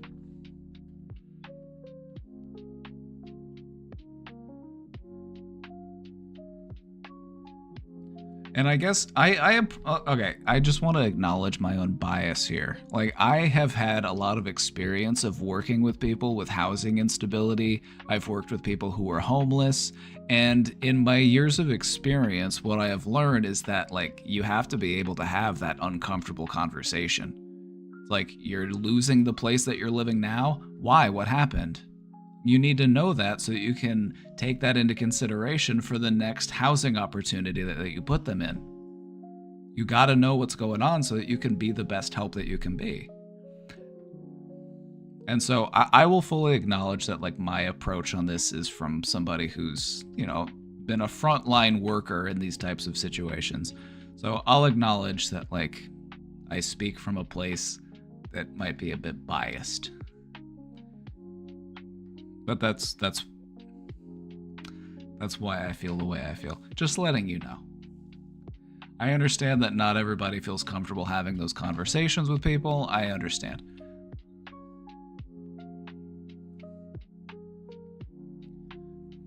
I gave him some advice about possibly looking into extended stay hotels as a temporary solution until he finds something more permanent. Unfortunately, he can't stay with me because I still live with my family, and they're not comfortable with him staying there, which I respect, but I still feel bad about it. You know, I understand why they would feel that way too. I would have questions, and I would have, you know, if I'm like, okay, now I understand sometimes that homelessness is entirely outside of a person's control. Sometimes people are dealing with housing instability due to no fault of their own.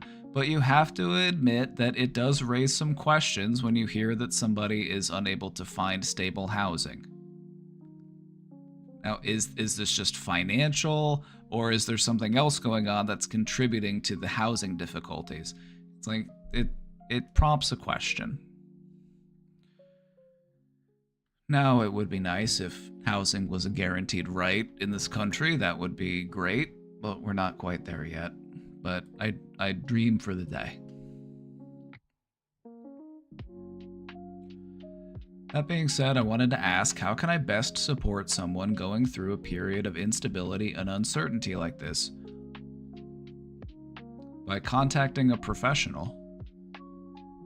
You know, if you're dealing with housing instability, there are very likely organizations or, you know, caseworkers or other types of support that can help to navigate that kind of stuff.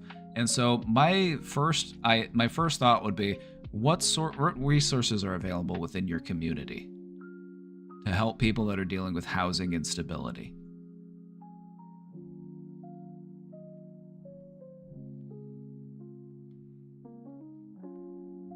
Because this is a lot for one person to take on and help somebody to navigate, because homelessness is a high stress situation.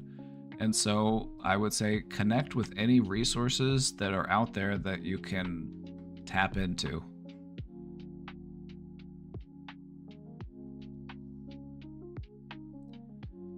Got a bit of an extreme question. How much are we at fault for our own behavior? Our bad behavior? Well, also that's not the extreme question. Oh, okay. You have to be accountable for all of your behaviors.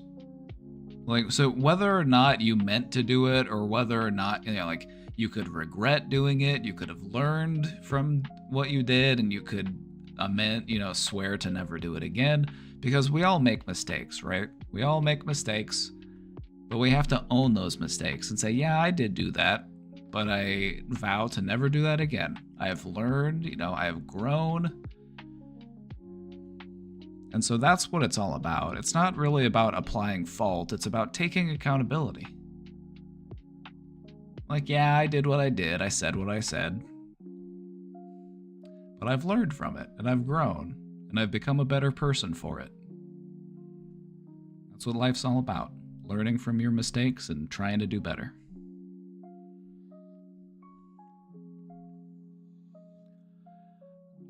Going back to the question box, questioner, one more thing that came to mind is, like, if you're trying to be supportive, sometimes the best way to be supportive is to just lend a sympathetic ear.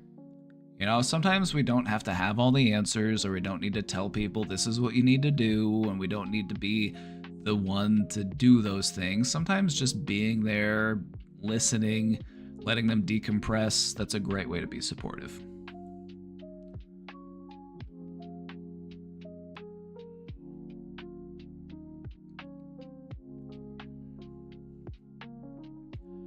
Why does it feel like everyone around me gets their perfect fairy tale ending, but not me? All around me, I see couples. Why not me? I'm working on myself, but is that enough? What if love doesn't happen for everyone? How do you feel about those other people when you see them? Are you envious of them, or are you happy for them?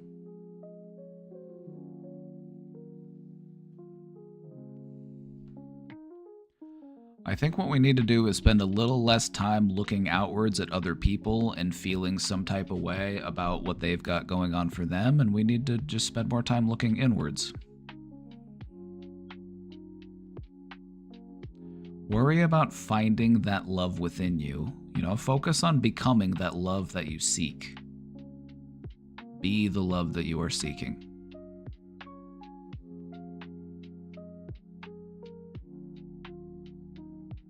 And then find somebody that vibes with it.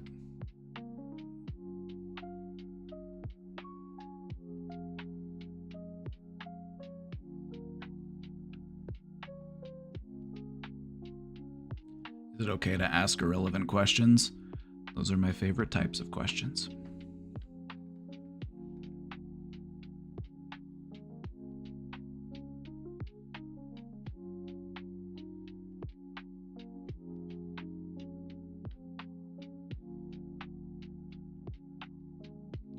I think, in response to this question, you got to remember that, like, if we're just looking outwards at other people and we're feeling, jealous, and we've got this resentment, it's like, it's going to find its way into the way that we act. It's going to find its way into the way that we carry ourselves. It's going to find its way into the way that we speak and the look that we have on our face.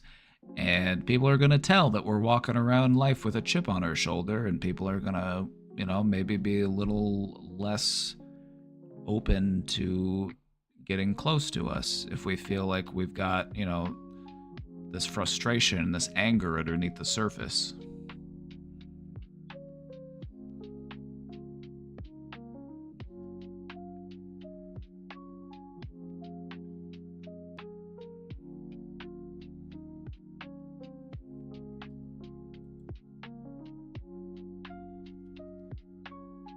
Just keep focusing on becoming the type of person that you would want to be with, and then let the law of attraction do its thing.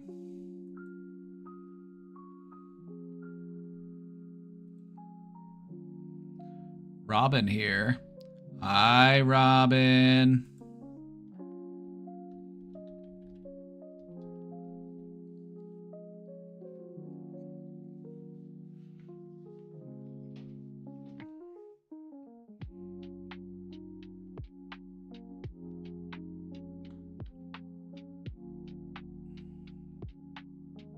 I've noticed a trend. Well, that's exciting. We love it when a new trend is noticed.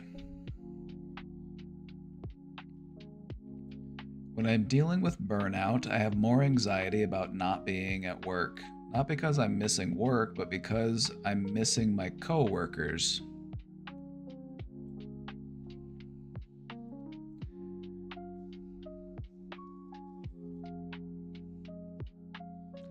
Let me just say, I'm very happy for you about this realization, Robin. Hyper-independent Robin finds out that they need friends all along. It's like a movie. It's like a storybook. You know, maybe I'll take inspiration from this and I'll put it into a children's book, but I'll make it about an actual bird. The bird finds out that it's the power of friendship. It's the power of friendship the whole time. I can't build this nest on my own. And then the other birds come and help build the nest. Something like that. We'll sell 1 million copies. I'll give you 10%. Or if you want to write the book, give me 10% for the idea.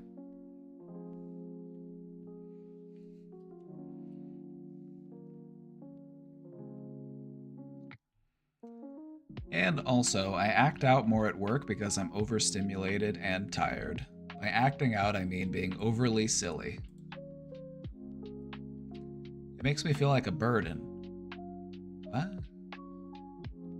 No, people appreciate and cherish your silliness. If you were to stop showing up and being silly, people would think something was wrong. They admire your whimsy.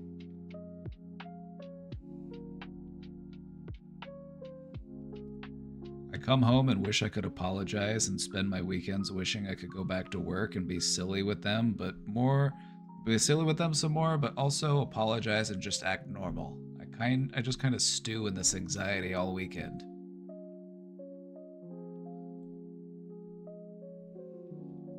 Well, are we stewing? If we're gonna be stewing, we ought to at least be stirring. You know, if we've got no choice but to stew, you gotta make sure to at least stir. You don't want anything getting stuck to the bottom. You don't want anything burning.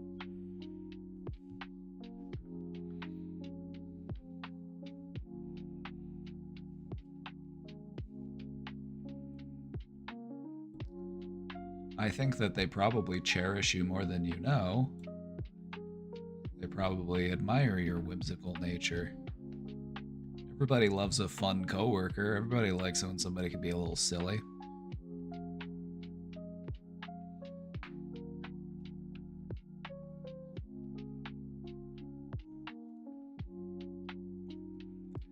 I'm trying to figure out how to navigate this weird burnout anxiety.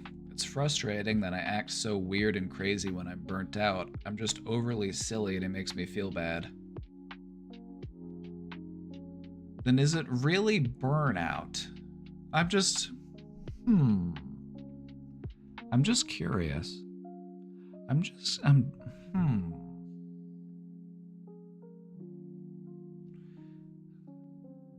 Now, I'm not saying I don't believe you or that you're wrong to say that it's burnout. To me, it doesn't initially appear to be like burnout. To me, it almost appears like I'm able to let some of my walls down. I'm able to actually be more vulnerable and, show a softer side of myself. I'm able to let people in closer. So maybe you're burnt out at keeping your guard up. Maybe you're not burnt out about work. Maybe you're burnt out about keeping these walls up. I don't know. Maybe I'm onto something. Maybe I'm completely wrong.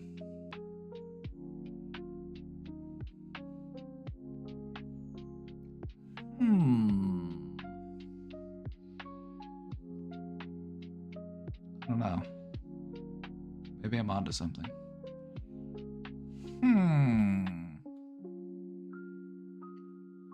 Do you see what I mean, though? Like being on guard and having these walls up and dealing with like all this hyper independence. It's like maybe you're burnt out on that. And your response to that is actually to show a different side of yourself, to be more vulnerable and open and whimsical.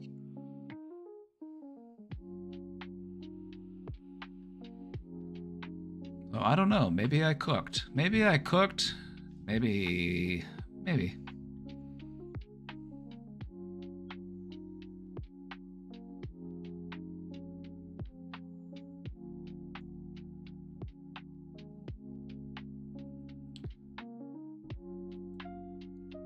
Well, regardless of what it is you're feeling burnt out by, if you are feeling burnt out, it's really important to make a higher priority out of practicing some good self-care. So give yourself some time to unwind and relax and properly recover. Just try to give yourself some moments of peace.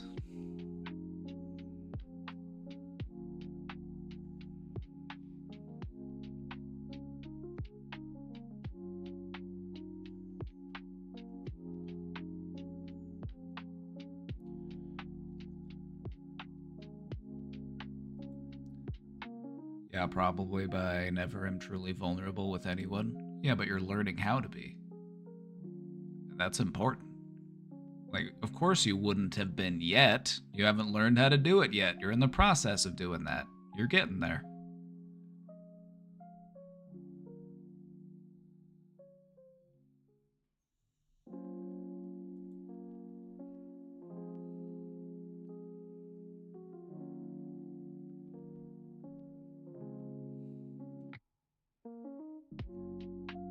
I find this heartwarming in a way.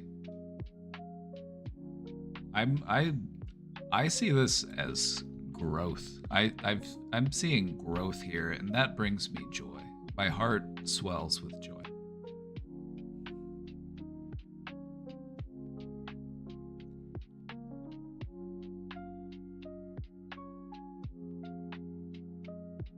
It takes a certain level of comfort and familiarity to allow yourself to be silly in front of people.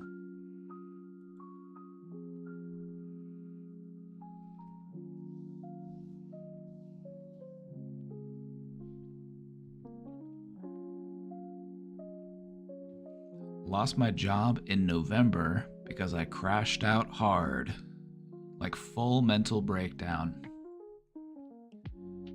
Been having a lot of trouble finding a job, losing hope. Worried my mental state is not good enough to work, but I need a job by the end of the month or I'm out on the street. I love capitalism. I can sense your sarcasm here. Sorry, this is more of a rant than a question. Any tips finding work while recovering from mental collapse? Find the least mentally demanding job possible. Find a job that you can do mindlessly. It might not be anything especially fulfilling. It might not be anything especially, financially rewarding, but it'll give you something to do and it'll keep you busy and it'll allow you to keep being productive.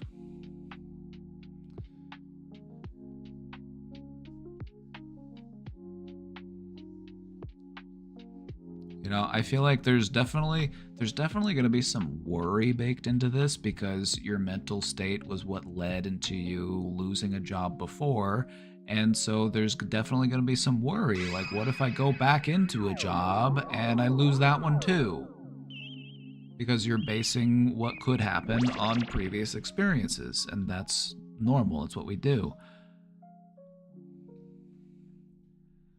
So when you're looking for a job, it doesn't have to be anything permanent. Just do it as long as you can. That's what matters. Find something that can fulfill what it is that you're trying to get done. If you're just trying to bring in some money, try to find something that is peaceful.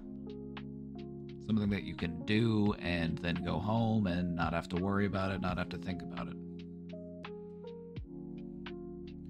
In some ways, it could be helpful to kind of rebuild that sense of structure in your life, Because right now you're kind of in a rebuilding phase. And that's not necessarily a bad thing. sometimes, a breakdown can be an opportunity for a rebuild. So you're in a rebuild phase. You're building yourself back up. We need to build a nice solid foundation for ourselves. So what can we do to try to lay that foundation? And sometimes all that is just getting up, trying your best, and then doing it again tomorrow.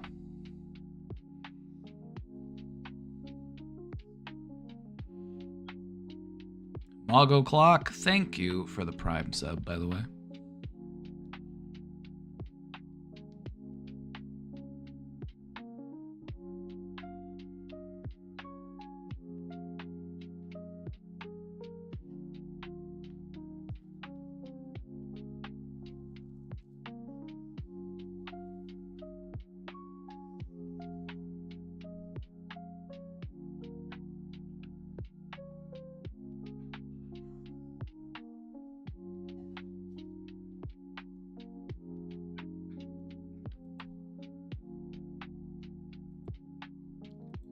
Robin, thank you for affirming what I was saying. Thank you because that's kind of is how you do it. It's like if you're just getting back out there, if you're just, you need something to occupy your time, you need something to make some money.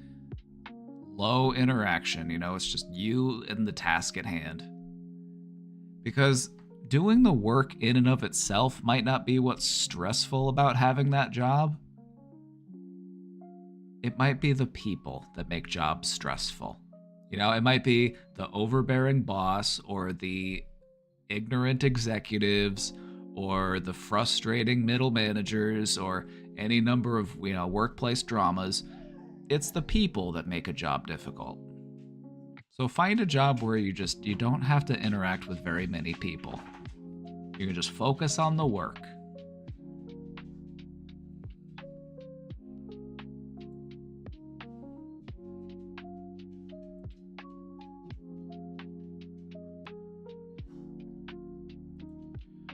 What are your thoughts on Wim Hof and other new agey self-help guru types?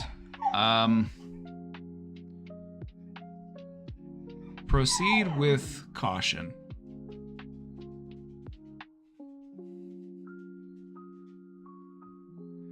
Proceed with caution is what I would say. It's like, do these people sometimes have some meaningful, helpful advice? Sure, absolutely. But then they start trying to sell you vitamins. And you're like, trying to sell me vitamins now. Trying to sell me supplements. Trying to sell me, I gotta pay money to go to a seminar. It's like, okay, it's starting to feel like a grift.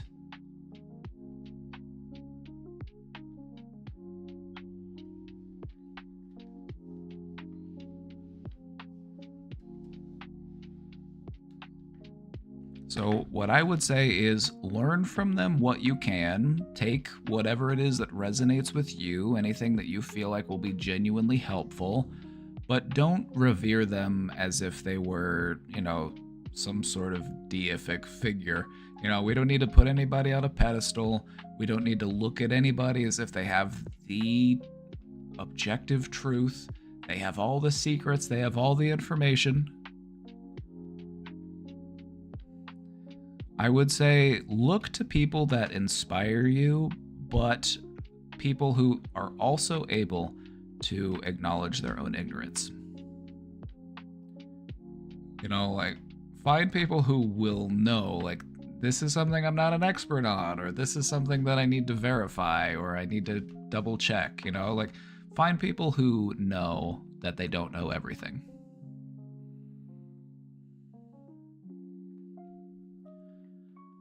I feel like a lot of these people, they do have helpful tips. They do have, a lot of stuff can work if you believe it will work. There's actually many different options that work for people to make themselves feel better. There's not one singular way to do it. So if it helps people, that's fine. I'm okay with it. As long as you're not trying to, scam somebody. Promise them some sort of cure-all or some sort of panacea. You're not a snake oil salesman.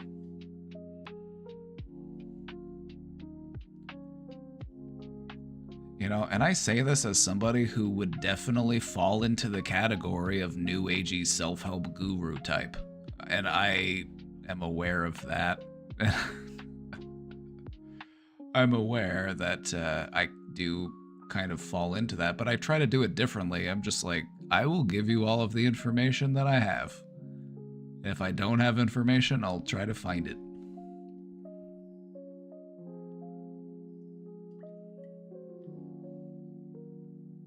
But I don't care to paywall it.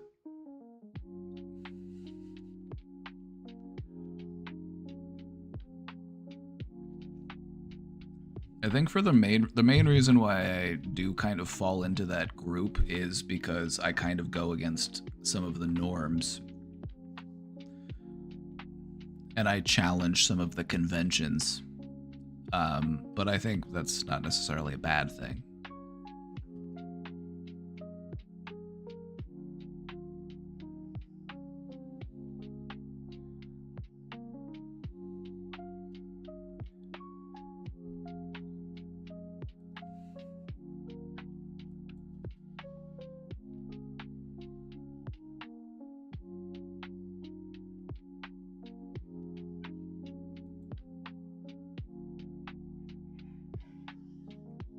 Oh, Atticus is starting to get hungry. All right, don't worry, Atticus. We just got a couple questions left. Just a couple questions left, Atticus, and then we'll get to it. Don't worry.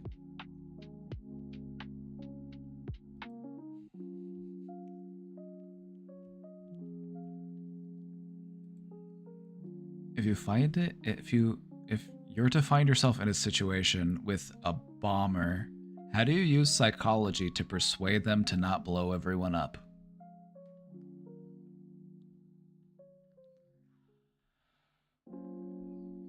This is such a fun question. This is such a fun question.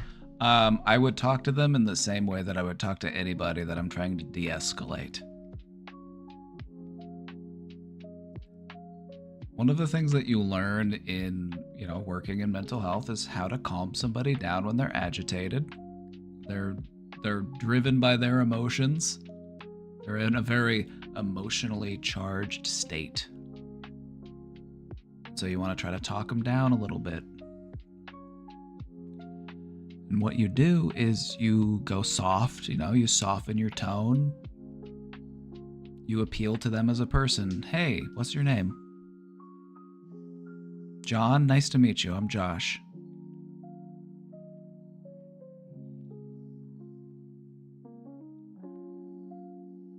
You just talk to them. You talk to them like a person. You try to bring it back down. You try to reel them in a little bit. You try to appeal to reason. You show them empathy. You show them compassion. You try to reel them back in a little bit.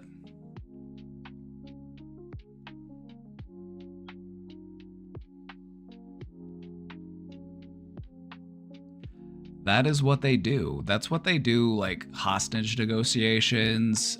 You're trying to talk somebody down. That's what they do. Like, that's the procedure. You appeal to their humanity, you show them kindness and compassion, and you validate their frustrations and concerns. It's hostage negotiation 101.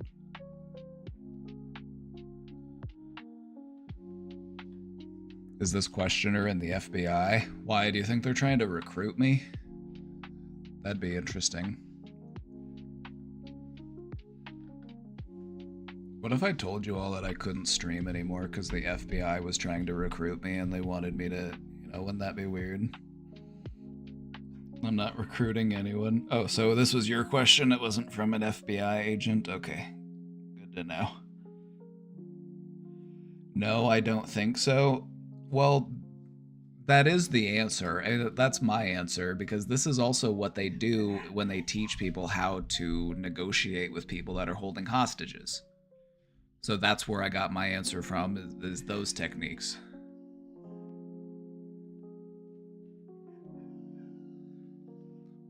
You try to get them to, see you as a friend. You're non-threatening. You're here to hear them out, and you're trying to, and then you have to try to find an opportunity to either be like, come on, man, you know you don't want to do this. Hand over the detonator.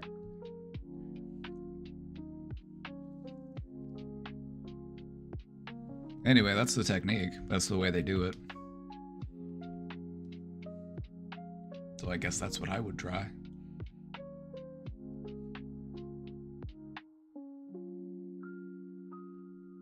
Should I say something like, I'll help you and help you avoid prison time? Probably not. That's not really something that, if you're in a hostage negotiation situation, you shouldn't even be talking about prison. That's something you should talk to about after they've been arrested. We don't even want to get that far ahead. We're right here in the here and now. Like, hey, it's just me and you. Let's talk about this. We don't want to do anything to scare them. This person is a very highly emotionally agitated state. So I would talk to them in the same way that I would talk to somebody if they were having like an emotional outburst. Let's say that somebody comes into the mental health clinic and they are just having a fit in the lobby. They're yelling and screaming and cussing, and they're just like, hey, come over here. Come with me for a minute. Let's go outside. Let's get some fresh air. Hey, what's going on? You know, kindness and compassion can really aid in diffusing a situation.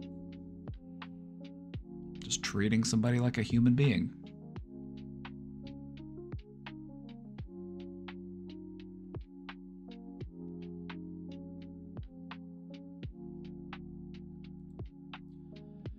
Finding friends in college is super hard. I tried joining some girls for a gaming night. The people I sit with aren't people I can hang with outside of school, and there's nothing I can do in this city alone. Is this a sign to go to therapy? Not necessarily. Maybe we need to just expand our search parameters a little bit. Maybe we need to start thinking outside the box. The people who sit next to you, it's like, more often than not, the people who are sitting next to you, that's just happenstance. Like, these might as well be random people. Maybe try looking into some clubs or some activity nights. It's like, there's all sorts of stuff like that at college campuses. It's like, they'll have, theme nights, they'll have clubs, they'll have, all sorts of different stuff you can go to, and it's like a little mixer, and you can meet people.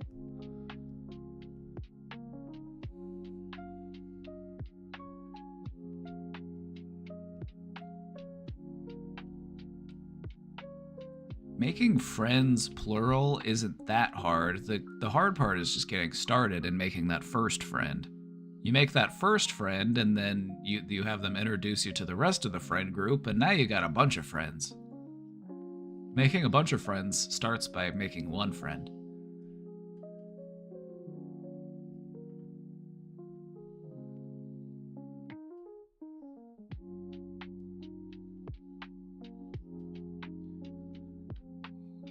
And if sometimes you have to be the one to initiate, sometimes you have to be the one to plan. It's like, maybe there isn't a group or any type of event that caters to an interest that you might be into.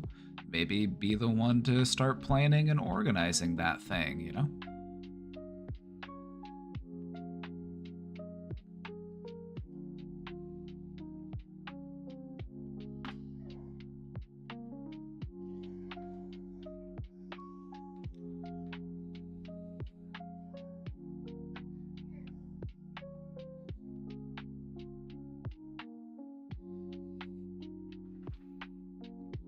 Atticus is grumbling. He's hungry. All right, Atticus, we'll have dinner soon. Don't worry, bud.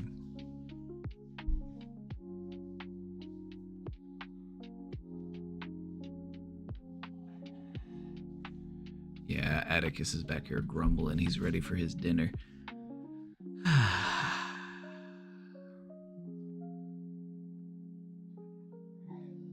My cat? No, it's my beagle.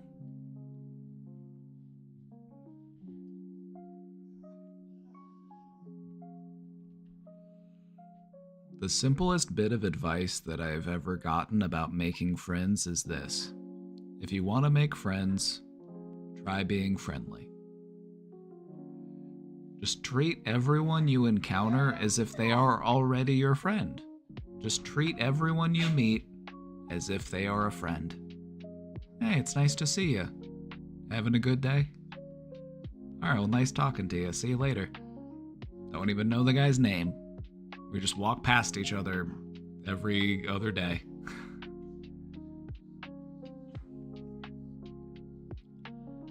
Sometimes this is a good way to allow people to feel more comfortable around you, you know? It feels less forced, it feels more organic, you know? You give time for that relationship to build and to grow. You start a friendship by first forming an acquaintance, a familiarity. You know? Hey, I recognize you. You're in my math class. Hey, good to see you.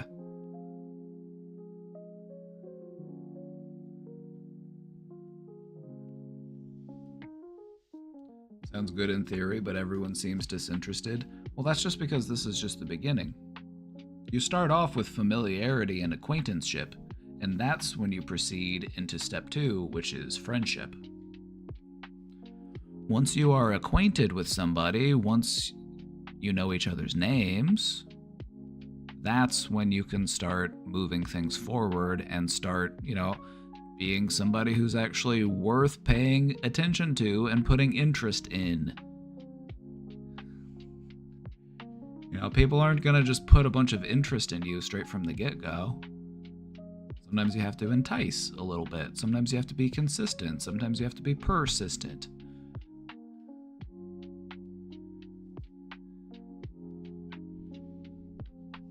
So what I would say is, if you're trying to make friends with people, just start off by saying hello to them. Start off by saying, hi, I'm such and such. Nice to meet you. Oh, this is your name? Okay. Okay, nice to meet you. Have a good day. See you around. That's all you need for that first interaction. Hey, nice to meet you. Good to see you. Make a point of remembering their name. The next time you see them, maybe it's been a couple days, you say, hey, so-and-so, nice to see you again. How's it been? How you doing? And then it's lunchtime. They're like, hey, it's lunchtime. Have you ate yet? Oh, I was just thinking about going and getting something to eat. Like, hey, if you're looking to get some lunch too, you want to join me?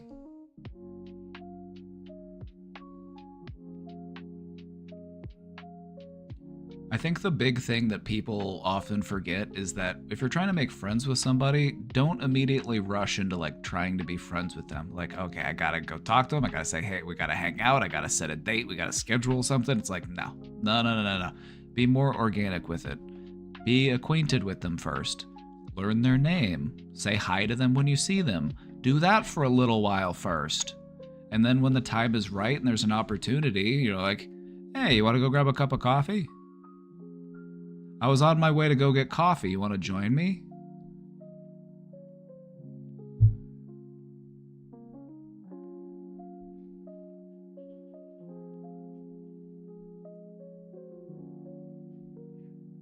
You know, you introduce yourself to them, they start to, you know, they may or may not remember that introduction, but then with continued interactions, they'll start to develop this idea of who you are within their mind. And then you consistently show them that you're somebody friendly and polite, and they'll be like, oh yeah, I can trust this person. Let's go ahead and engage.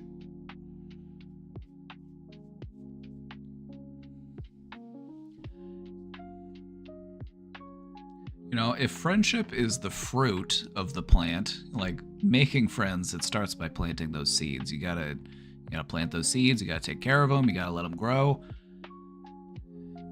and then you can eat the apple.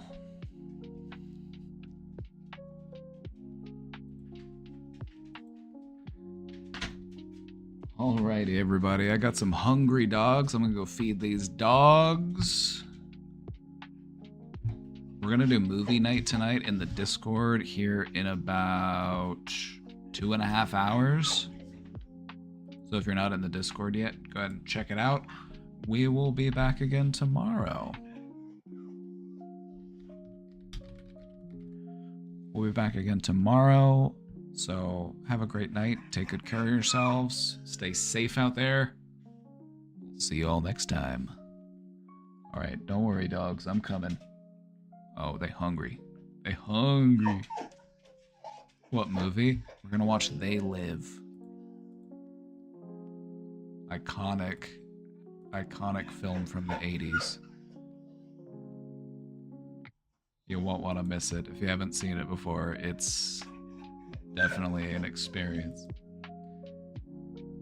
Alright, everybody. See you all next time. Bye-bye.